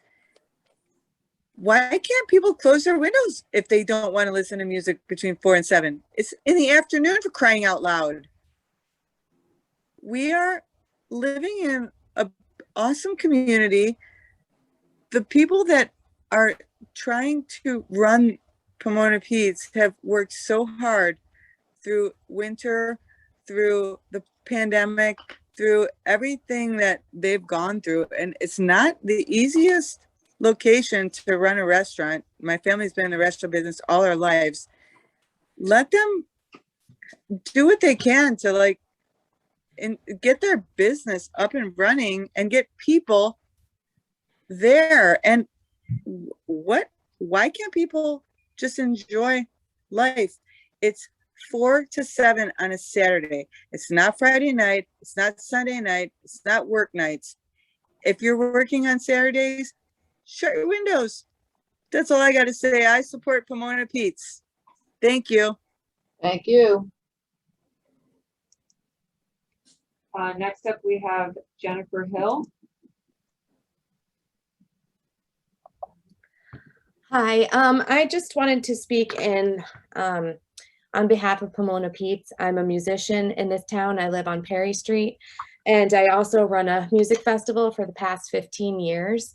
And I will say that Pomona Pete's does a really good job. The music is going to bleed through because the river is there. The river is going to make it so that it amplifies the sound, really no matter what they do over there. I don't think that they should have to deal with limitations of not having full bands, because we also have had on Thursdays from 6 to 8 in the gazebo right across from Union School. We've had full bands many times for many summers, and it's just as loud. Actually, for me, it's louder coming from the gazebo because of where it's positioned coming down to my street. So everyone's going to have some sort of bleed through of music. But the fact that Pomona Pete's is really working on and making sure that their, sound person is keeping levels to a certain decibel, that is easily tracked. They can easily check that. There's even on your own cell phone, you can get an app to check the decibels, and they can make sure that that's taken care of. But unfortunately, people are going to get bleed through because of the river and because of the amplification. But I'm in support of Pomona Pete's. They've done a great job, and I appreciate what they've done during this whole pandemic so that we could still get outside and, go sit by the river and have some food. And I don't think there should be limitations either on, of course, we don't need to have constant heavy metal music. We don't need to have, but we shouldn't be also telling them what genre they need to put in. It just needs to be under a certain decibel. It needs to be able to be family friendly. But besides that, I think it should be up to Pomona Pete's what they're, who's playing there and how they go about that. Thank you. Next up, we have Kayla Cunningham.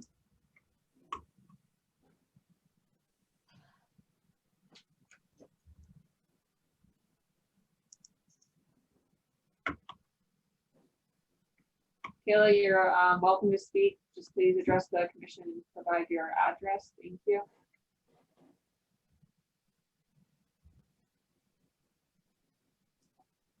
We're not hearing anything again. We'll come back to you. Next up, we have Carrie. You may now unmute yourself, Carrie. Hi, can you hear me? We can. Thank you. Okay. Hi, Carrie Harper. I live on Walnut Farms Drive, and I am calling in to wholeheartedly support Pomona Pete's having this music. As other folks have said, it's from 4 to 7. It's not every day of the week. It's on the weekends. And the speaker right before me made some excellent points that I was going to make as well, in that the location being right by the river will magnify that no matter what decibel they play at. Where I live on Walnut Farms Drive, down through the woods is Stonegate. And we, at various points in time, hear everything that's going on Stonegate. And it's just the way it is. I mean, there are people in town that live near the high school, that live near Tunxus Mead, that hear noises, that hear the announcers. And I don't know if there's complaints about that, but it's a similar thing. And I mean, I think those go on during the week and probably go on even later some nights as well. So I just wanted to say that. And I also wanted to say, again, agreeing with the prior speaker, the definition of family-friendly music is not confined to one genre. No one can subjectively say that Led Zeppelin is not family-friendly music, because this music crosses generations. And I know plenty of people that love U2, and U2, I think, would be considered family-friendly music. I think Led Zeppelin would. I think any group, even if it's hard metal, as long as they're not swearing or saying inappropriate things, is family-friendly music. Thank you. Thank you.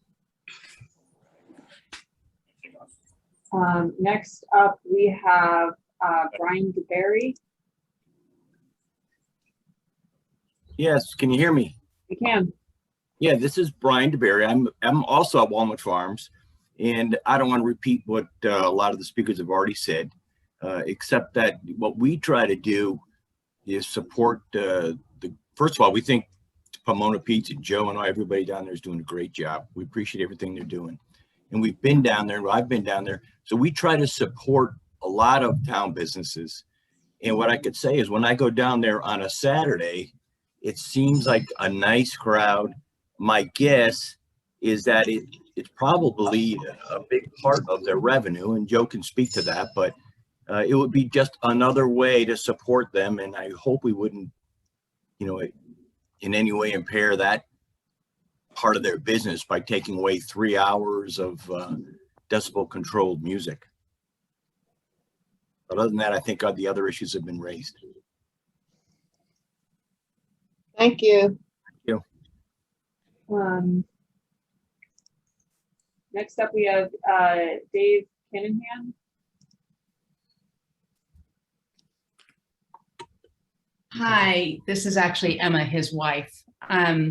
I just want to say that we live over in Bridgehampton Crossing, and we've experienced going to Pomona Pete's a couple of times, excuse me, where I think we really enjoyed the music, and that we do understand where the noise can sometimes probably be very frustrating for those that are close by, may not appreciate the type of genre of music that's being played. However, I do believe that from 4 to 7, it really should be allowed, only because it brings so much joy to so many of us that have been living through COVID for the past year. And I think that Joe has been such a wonderful, wonderful owner of a restaurant in our community that we really should just be able to support it. Thank you. Thank you.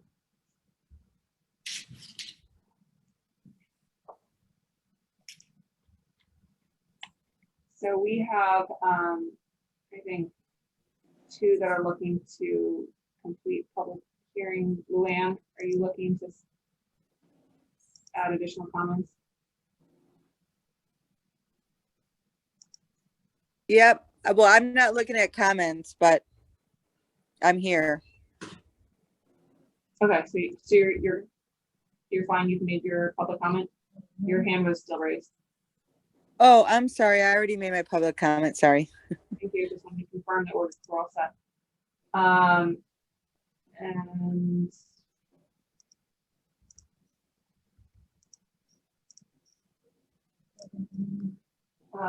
and I apologize, Lila. I think or Lilia. My apologies. Thank you. Did you have to add something? Yeah, just a little bit. I just wanted to reiterate, we're not against music playing.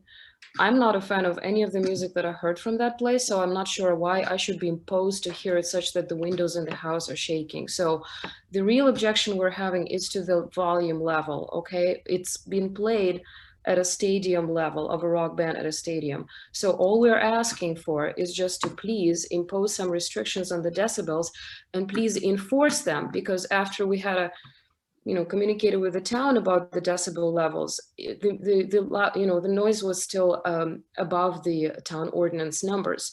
So we just would like some kind of enforcement of those on the music level, right? So we don't oppose, play what you want and play it on Saturdays, fine, but please not as loud as so far it has been played, because it's really disruptive and we have senior citizens living right next to us, a whole senior community, and I can see how they would appreciate that, so that's all that we're saying. We just want to, we're not opposed to music, we are opposed to the level of it being played.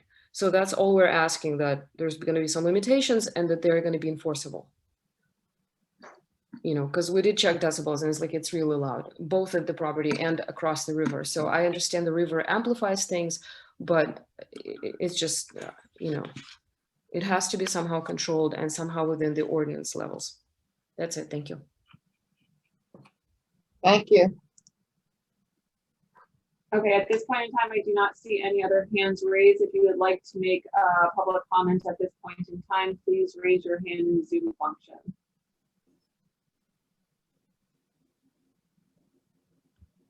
No further hands are raised. Thank you. Madam Chair, I just want to make a point for commission members. Catherine has put on the screen the town ordinance for noise.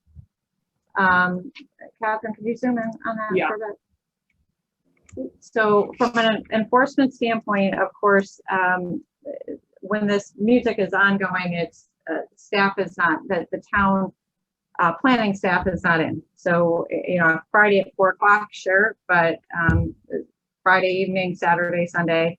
From an enforcement standpoint, this rolls to the police department. And the police department has noise meter. So anyone that has an issue would have to contact the police department. And the police department would use the noise meter, record the noise level, ask the volume to be turned down, and then typically it gets reported back over to us for follow-up to take a look at it from a zoning standpoint to see if it's compliant. So you can see, and I certainly don't expect folks to understand this chart that's in front of them, but so for the property emitter, it would be a business, right? And then for the property receptor, it would be residential. So the daytime decibel level that's permissible is 56 and the night is 51. And Catherine, if you scroll up, I believe it defines the hours. I hope there's a definition of night, and it defines, I think, all the way up in definitions thing. Nighttime hours. All the hours not defined as daytime. All right, well, then we'll go to daytime.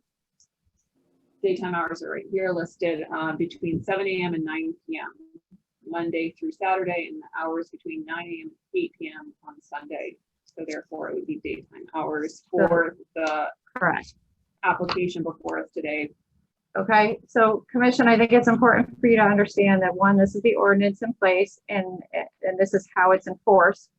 You certainly have the right to limit hours. The decibel is going to fall to the ordinance. You can limit hours. You can limit type of amplification. So you can put conditions on days, hours, amplification.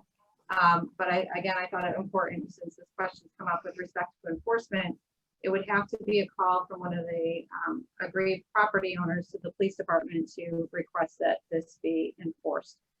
We can't do anything about it after the fact because we're not there. We can't measure it. And that's what we need. We need live measurements in order with a noise meter, not a cell phone app. And the police department has a noise meter. So that's all. If there's questions regarding that, from the commission, I'm happy to answer any of those questions.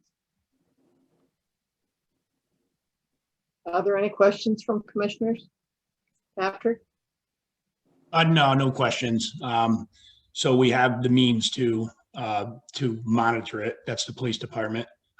So no questions. Mike? No, I'm sorry. Inez? So probably just based on comments, I have a question. So is this for Saturday only, or are we talking about other evenings? It sounded like maybe there's music other evenings too.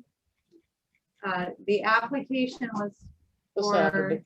Saturdays only. So that's what they would be limited to. So if there's music, outdoor music on any other day, then that would be a violation of the permit. I want to make sure thank you, because I heard a couple of people, I don't know for sure, but thank you. Marcy? I have no questions at this point. John? If there are complaints and the police determine that the noise is above the decibel level that is allowed, what is it, 55 decibels, does that mean that this approval would be revoked? Typically, we would issue a warning, and then if it is repeated, then they would be issued a violation. And yes, it is possible that the permit could be revoked. So there would be a number of steps. We don't, with the first infraction, don't go right to removing the permit, but that could be the end result if there are repeated infractions. Okay, so basically if somebody was unhappy with the volume, they would need to call the police, and Correct. The police would then come down and check the decibel levels? Correct. And if I heard correctly from the applicant, they said they were going to be monitoring decibel levels. And I'm assuming that means that they're going to be monitoring it to see that their bands are within the 56 decibel level.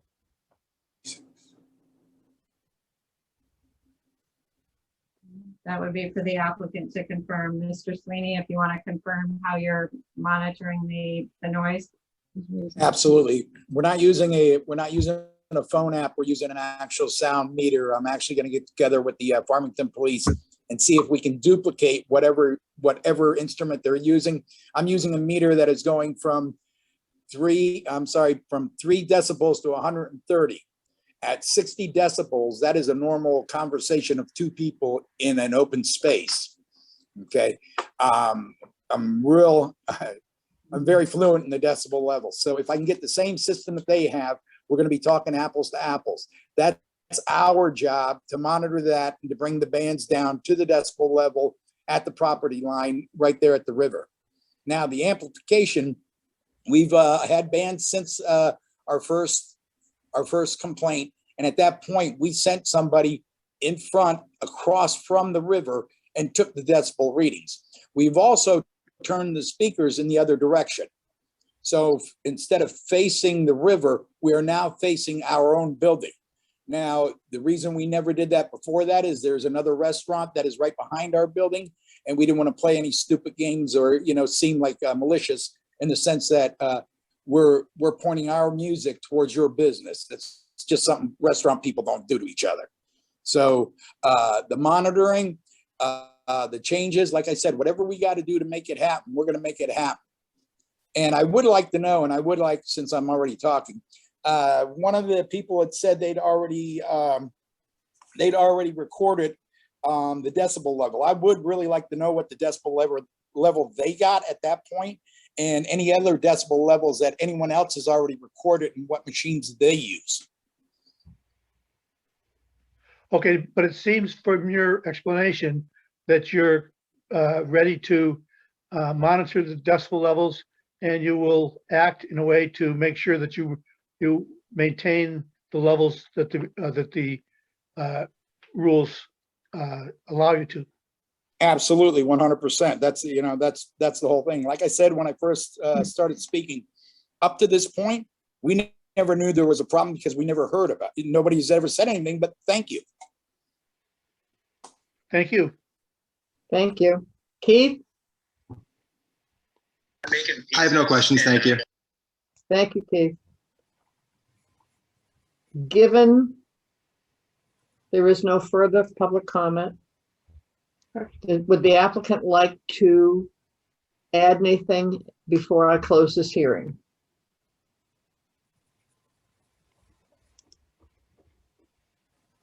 I'm sorry, I didn't know I was still on. No, at this point, I think we've kind of stated our case. We've stated what we've done to resolve any issues with any of the residents. The last thing we want to do is have people mad at us, trust me. We're fighting day in and day out, trying to stay in business, just like every other restaurant. We're trying to give back to the community. We're doing everything humanly possible. But as I stated before, up till this point, we had no idea that we were having people who we were disrupting their day. Okay, thank you, Mr. Sweeney. With that, I will close this public hearing. Commissioners, I need a motion, please, and a second. This is Ines St. James. I make the motion to approve the application from Pomona Pete's for special permit for outdoor music on the riverfront patio area from 4 p.m. to 7 p.m. on Saturdays from May to September.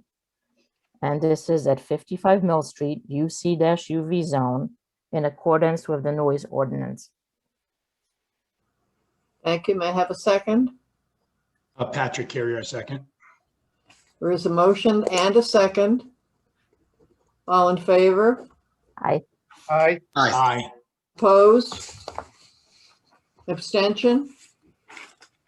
Motion is carried. Thank you. Moving on to the next public hearing, Brick Farm LLC, application for special permit for office use, showroom for banquet settings, laundry for banquet linens, and storage of vehicles and equipment to support the Farmington Club Polo Grounds businesses located at 110 Brickyard Road in a CR zone. Madam Chair, Mike Revolos, I'll be recusing myself from this one as well. Thank you. Keith, you'll be sitting on this also? Keith, can you confirm? You're muted. Did he leave? No, he's still on. I stepped away for a second.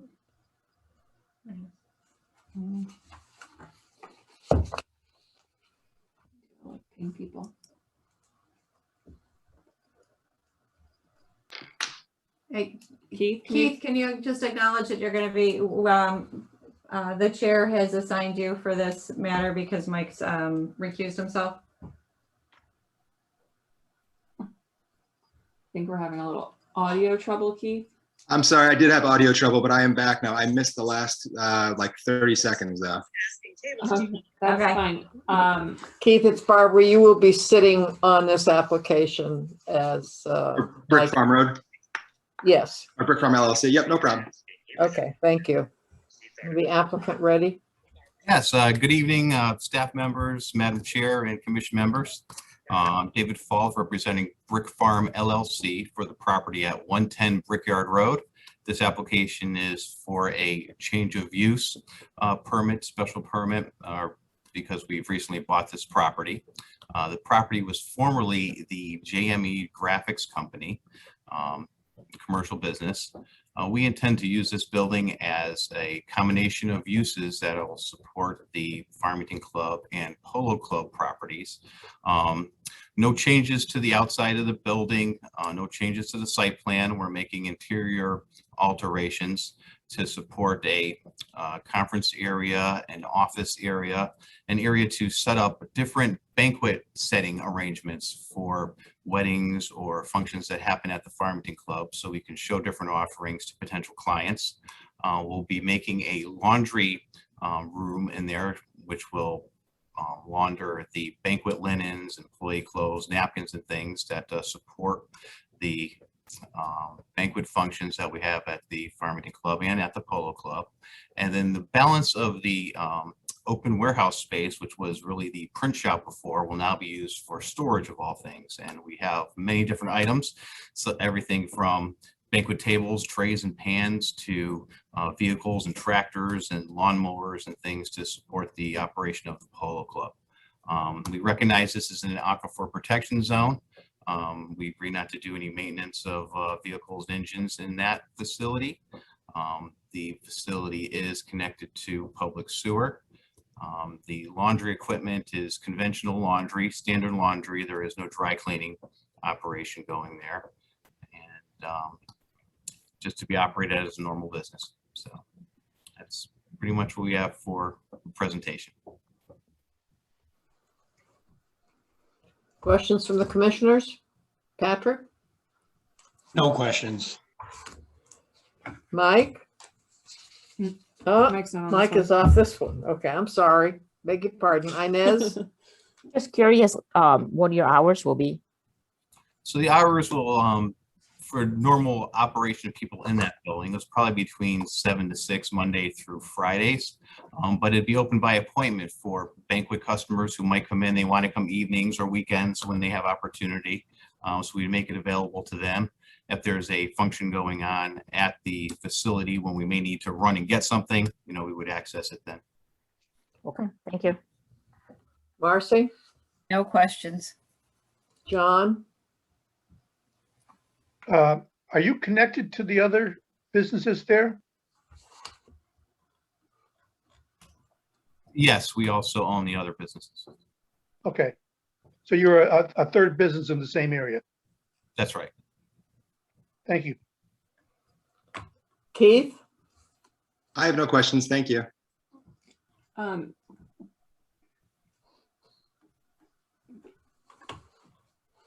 What's the matter? No, I was just curious. John, was it John's question? Mm-hmm. John's question relating to the other businesses. Are you referring to the Polo Grounds or are you referring to adjacent property owners on Brickyard Road? Just wanted some clarification for the record. I was referring to the Polo Grounds and the Farmington Club. Okay.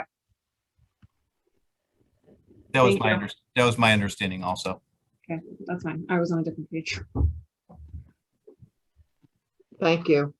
Again, this is a public hearing. So if there are folks who have joined this meeting, you may now have the opportunity to speak either in favor or in opposition to this application.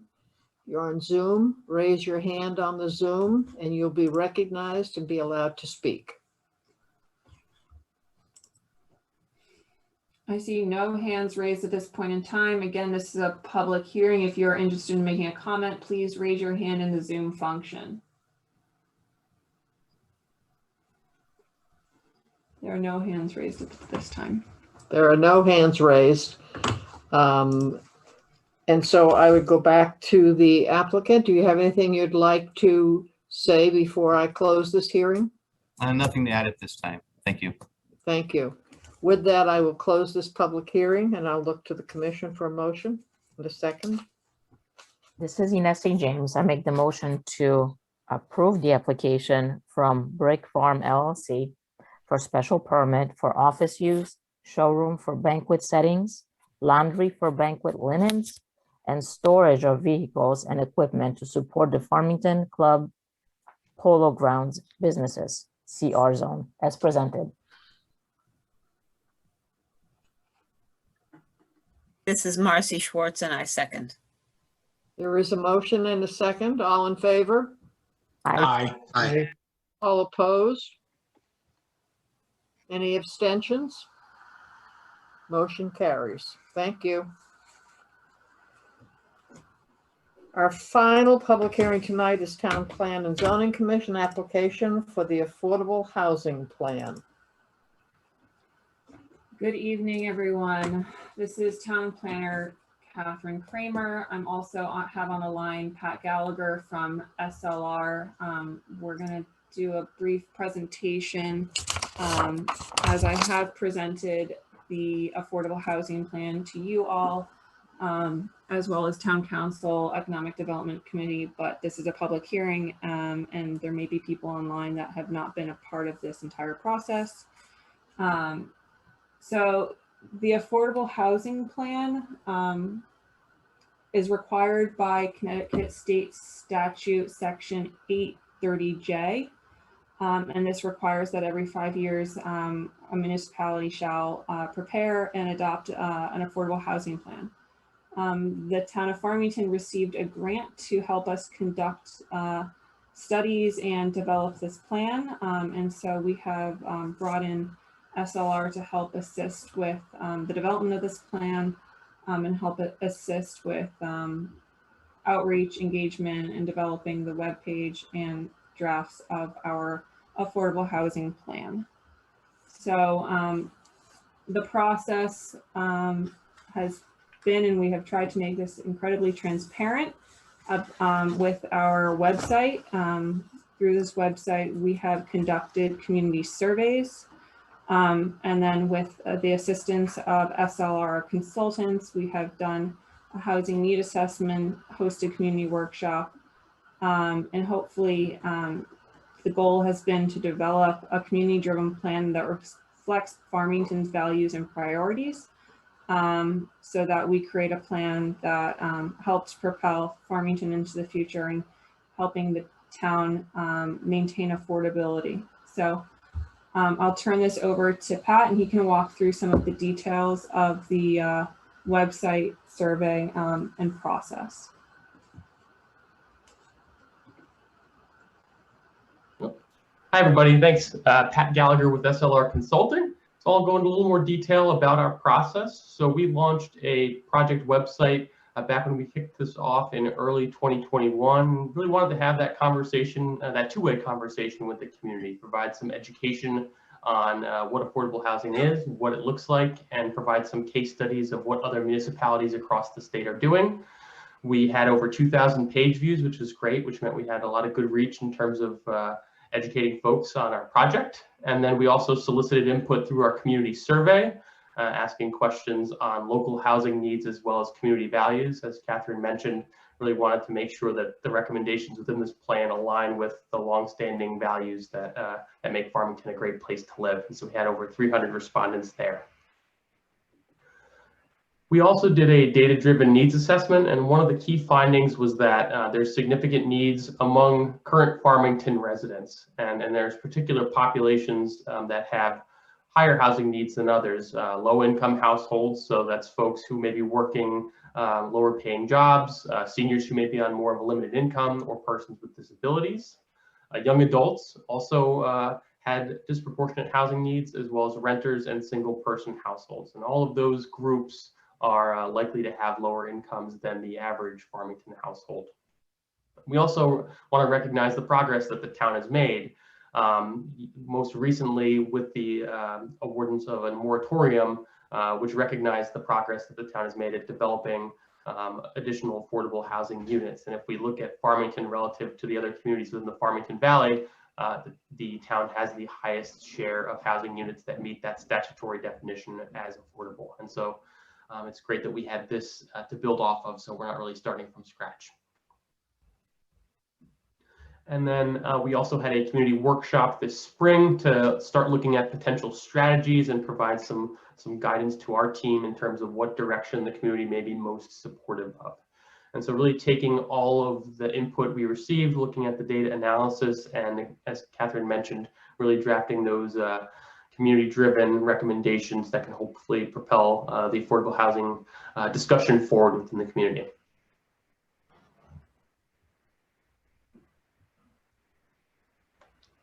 And Catherine, did you want to wrap this up?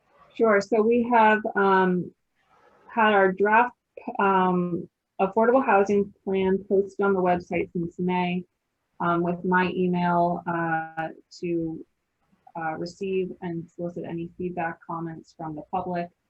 We've also shared the plan with committees and commissions for feedback, and I've had the opportunity to present this plan to Town Council, Economic Development Committee to, again, receive comments and feedback to make sure that this plan aligns with the values that Farmington has and the characteristics that make Farmington a special place to live. And overall have received a lot of positive feedback about this plan. The main questions I have received about this plan is how does this plan pair up with the current legislation in the state? But besides that, those have been the main comments received. So I have had the opportunity to share it with the commissions and I'm happy to answer any other questions, and Pat is on the line as well. We'll move on to the commissioners. Do any of the commissioners have questions they would like Catherine to address? Patrick? No, maybe just that one that you brought up. How does it compare? So I actually attended a webinar a few weeks ago and have a comment for you all within my planner's report. We have been reviewing the new legislation, how it connects with housing. The goal is to have this plan be a framework and a guidance point to help us get to the next spots, and therefore is aligned with a lot of the state legislation. There are some specific elements to the state legislation that will ultimately have to be woven into our updated revisions to our zoning regulations. But that's a conversation I'm hoping we all, as the commission and myself as town planner, can continue to try to understand and how those regulations apply for housing in Farmington. Specifically, there were accessory dwelling unit language added. And Patrick, do you have anything else to add regarding the state legislation and how it aligns with our plan? Yeah, so like you mentioned, accessory dwelling units was one of the areas where there was legislation requiring towns to either align with the new state requirements or go through an opt-out process, which requires a little bit of a different approval process. Those new statutory requirements are actually very similar to the recommendations within the draft plan. We kept those a little bit ambiguous, knowing that the legislation would have some details that you'd want to align your zoning regulations with should you choose to go forward with that process. First, the opt-out. The second piece of legislation related to parking for multifamily housing. So one of the recommendations in the draft plan, I believe it is under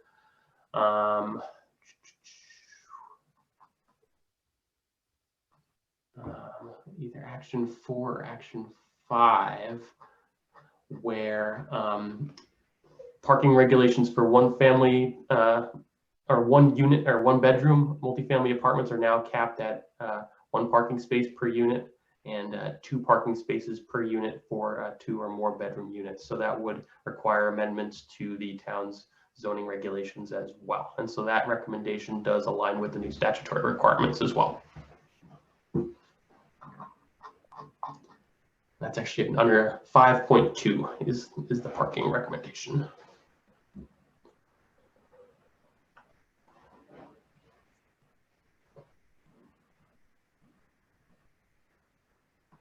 Dr. Carrier, does that satisfy your question?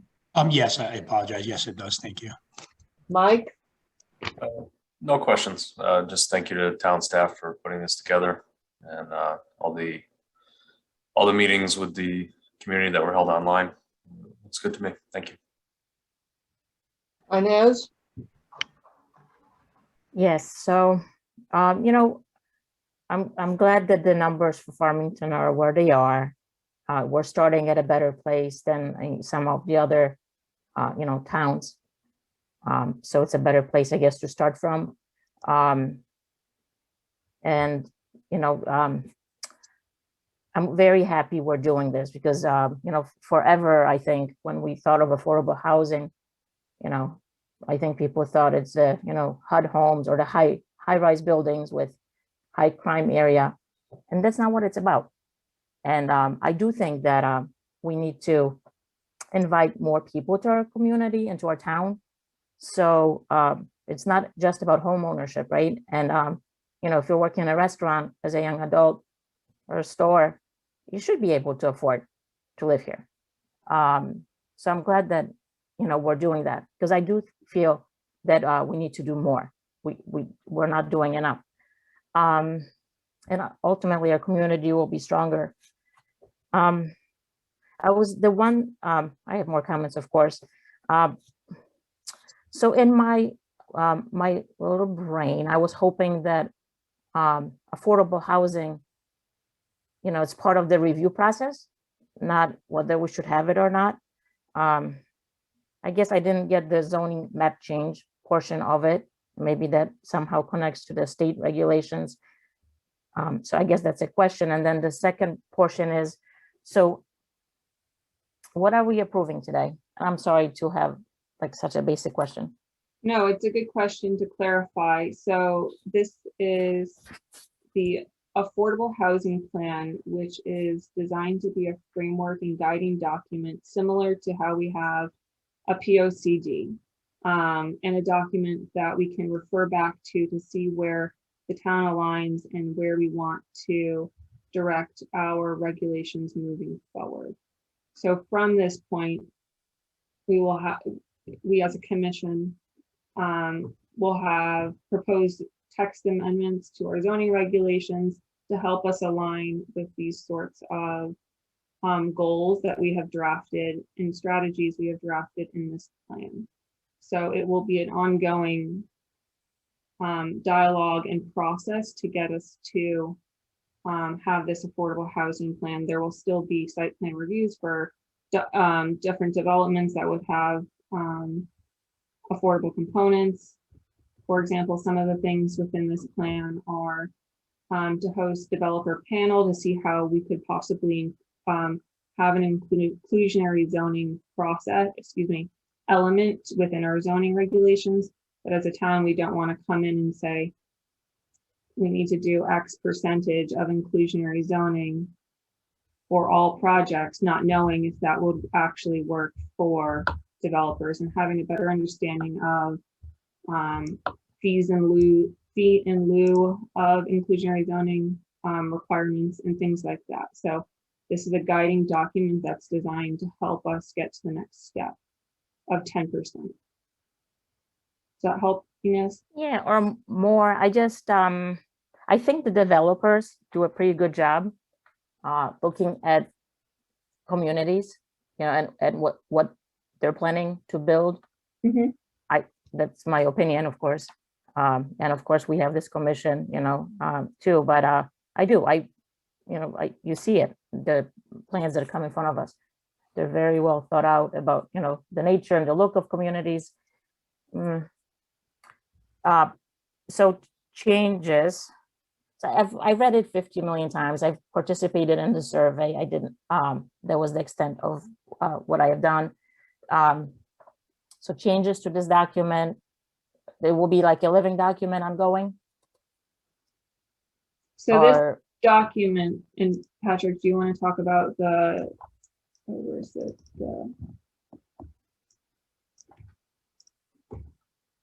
Every 5 years, each municipality shall prepare and amend and adopt the affordable housing plan. So it will be an ongoing process. And I think too, one of the recommendations is to establish some sort of process for plan implementation. You know, like your POCD, it's a living and breathing document. You're not necessarily amending it. You may, but there's going to be ongoing discussions around the implementation that may, you know, differ slightly over the years as market conditions change. And so whether that's a committee or some other body can help track that and be that that expert that can provide expertise to other town boards and commissions will help as this process moves from a plan to more of that implementation phase. And do we need to vote on the approval of this document today? Yes. Yes? Okay. Yes, this is a public hearing. So we have It's no public hearing, additional public- time. Okay, thank you. Marcy? I do not have any questions on the document itself. I would like to just say it really looks a great job, and comprehensive, and I thank you for the hard work. Thank you. John? So one of the things, as I read through this, I was very impressed of the creative ways that the town is looking at affordable housing. You know, the way they talk about the possibility of the town buying a property that has a house on it and maintaining ownership of the property, but selling the house as a way to give affordable housing. That to me is a pretty creative way, because I think most people just think of affordable housing as apartment complexes. So I think this plan covers a lot more territory. There's a lot more creative than just apartment complexes. My other comment is, in the press, affordable housing is connected to racial integration. And people should understand that this affordable housing plan isn't about racial integration particularly. It simply makes places affordable, but it doesn't do anything dramatic to try to do anything with the racial balance in this town. Is that correct? That's right. Is it correct that the plan is not intended to have anything to do with racial integration? This plan is designed to help the town of Farmington reach 10% affordable housing. It does not. Anybody. Yeah, it's for anybody. It's not targeting particular groups of people. It's targeting people of low income. Yes, and that's my understanding. That's all. Thank you.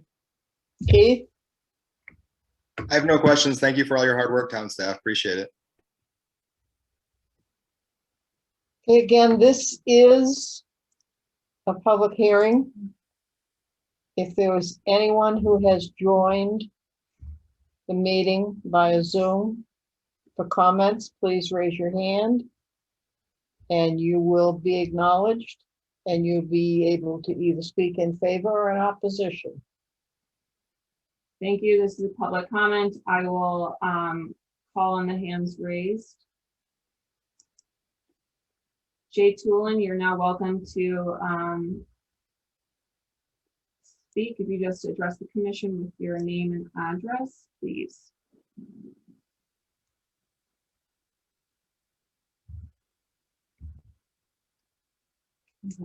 Jay, we were having a hard time. We can't hear you. Please unmute yourself. Okay. It's probably a phone number. I'll allow you to talk. You're allowed. Welcome to unmute yourself. If you're on the phone. Okay, I'm here. I want to make sure you can hear me. That's me at the 470-5156 number. We got you. We can hear you, Jay. Okay, thank you. Finally. Jay Toolin, Chair of the Farmington Human Relations Commission, and for the record, 39 Timberline Drive, although my comments are on behalf of the Human Relations Commission.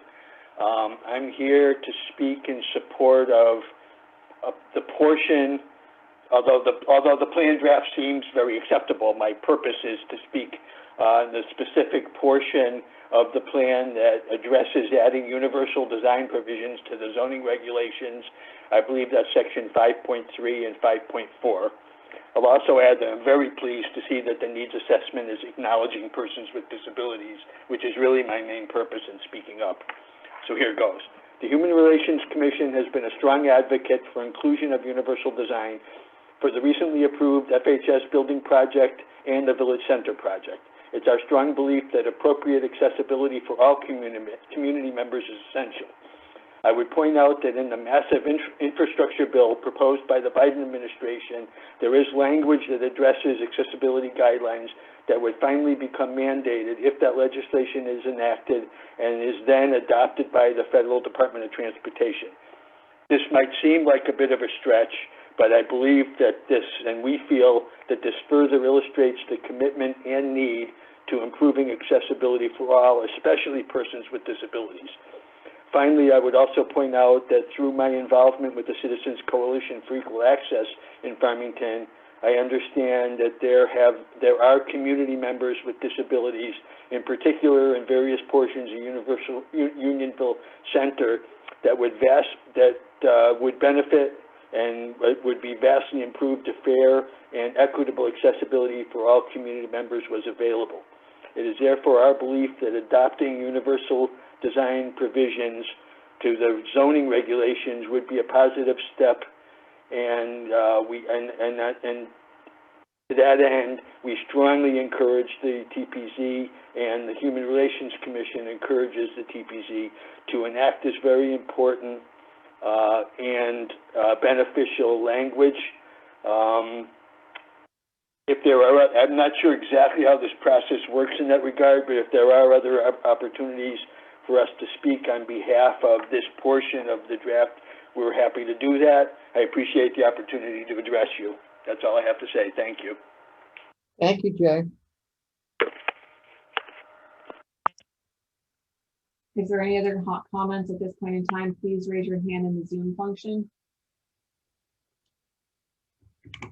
I see no further comments.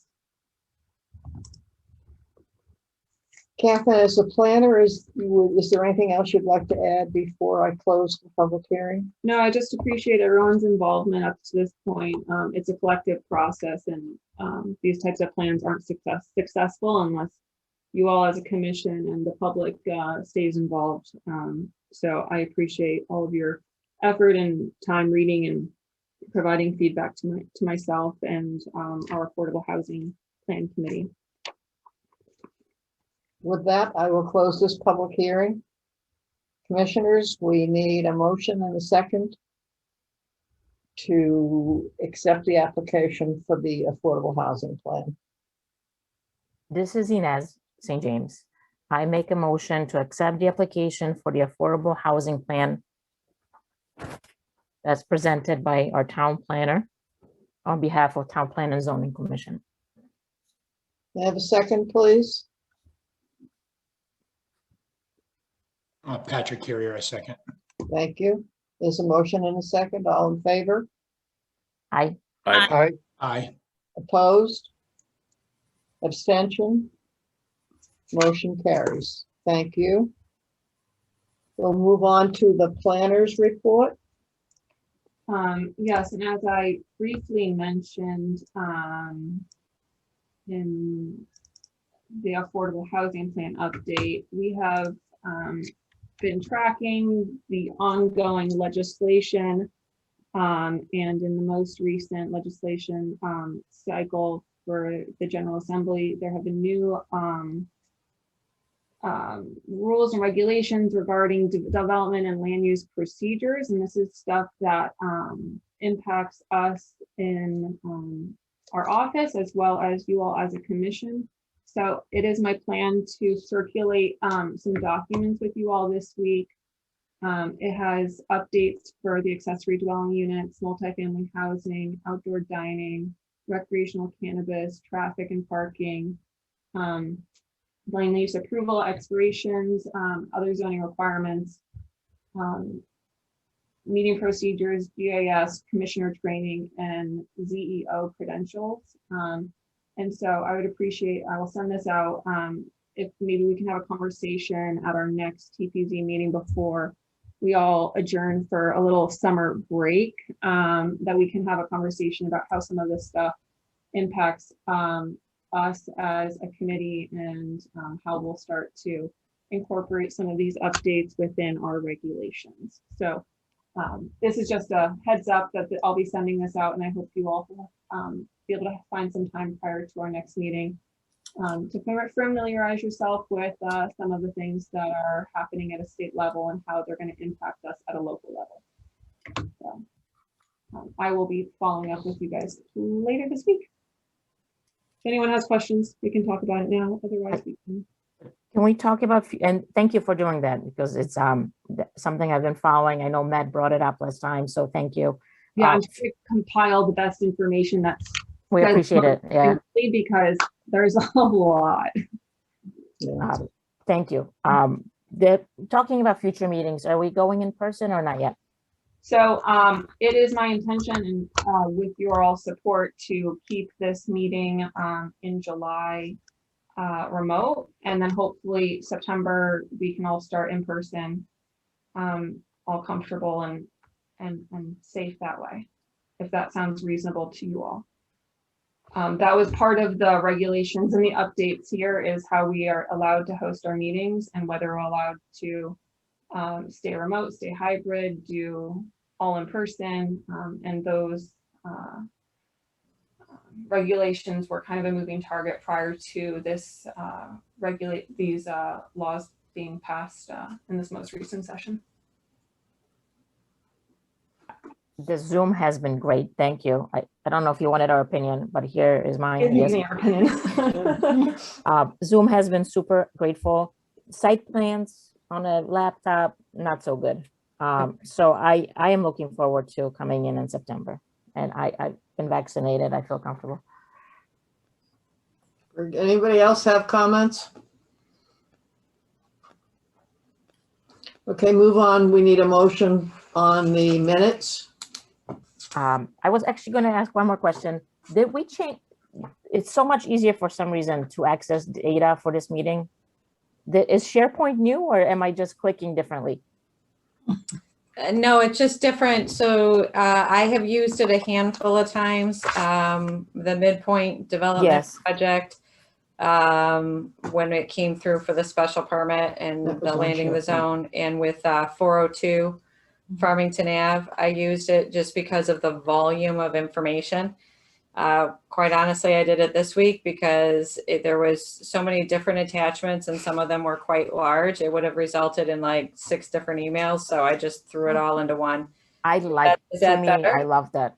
Okay. It's not that difficult to do. So we're happy to thank you. Certainly continue that process and just, I think with there and Gmail, the way it stacks it, I'm like, oh, did I see those attachments? Not, I mean, like this to me, that was very helpful, but it's again, just me. Sure.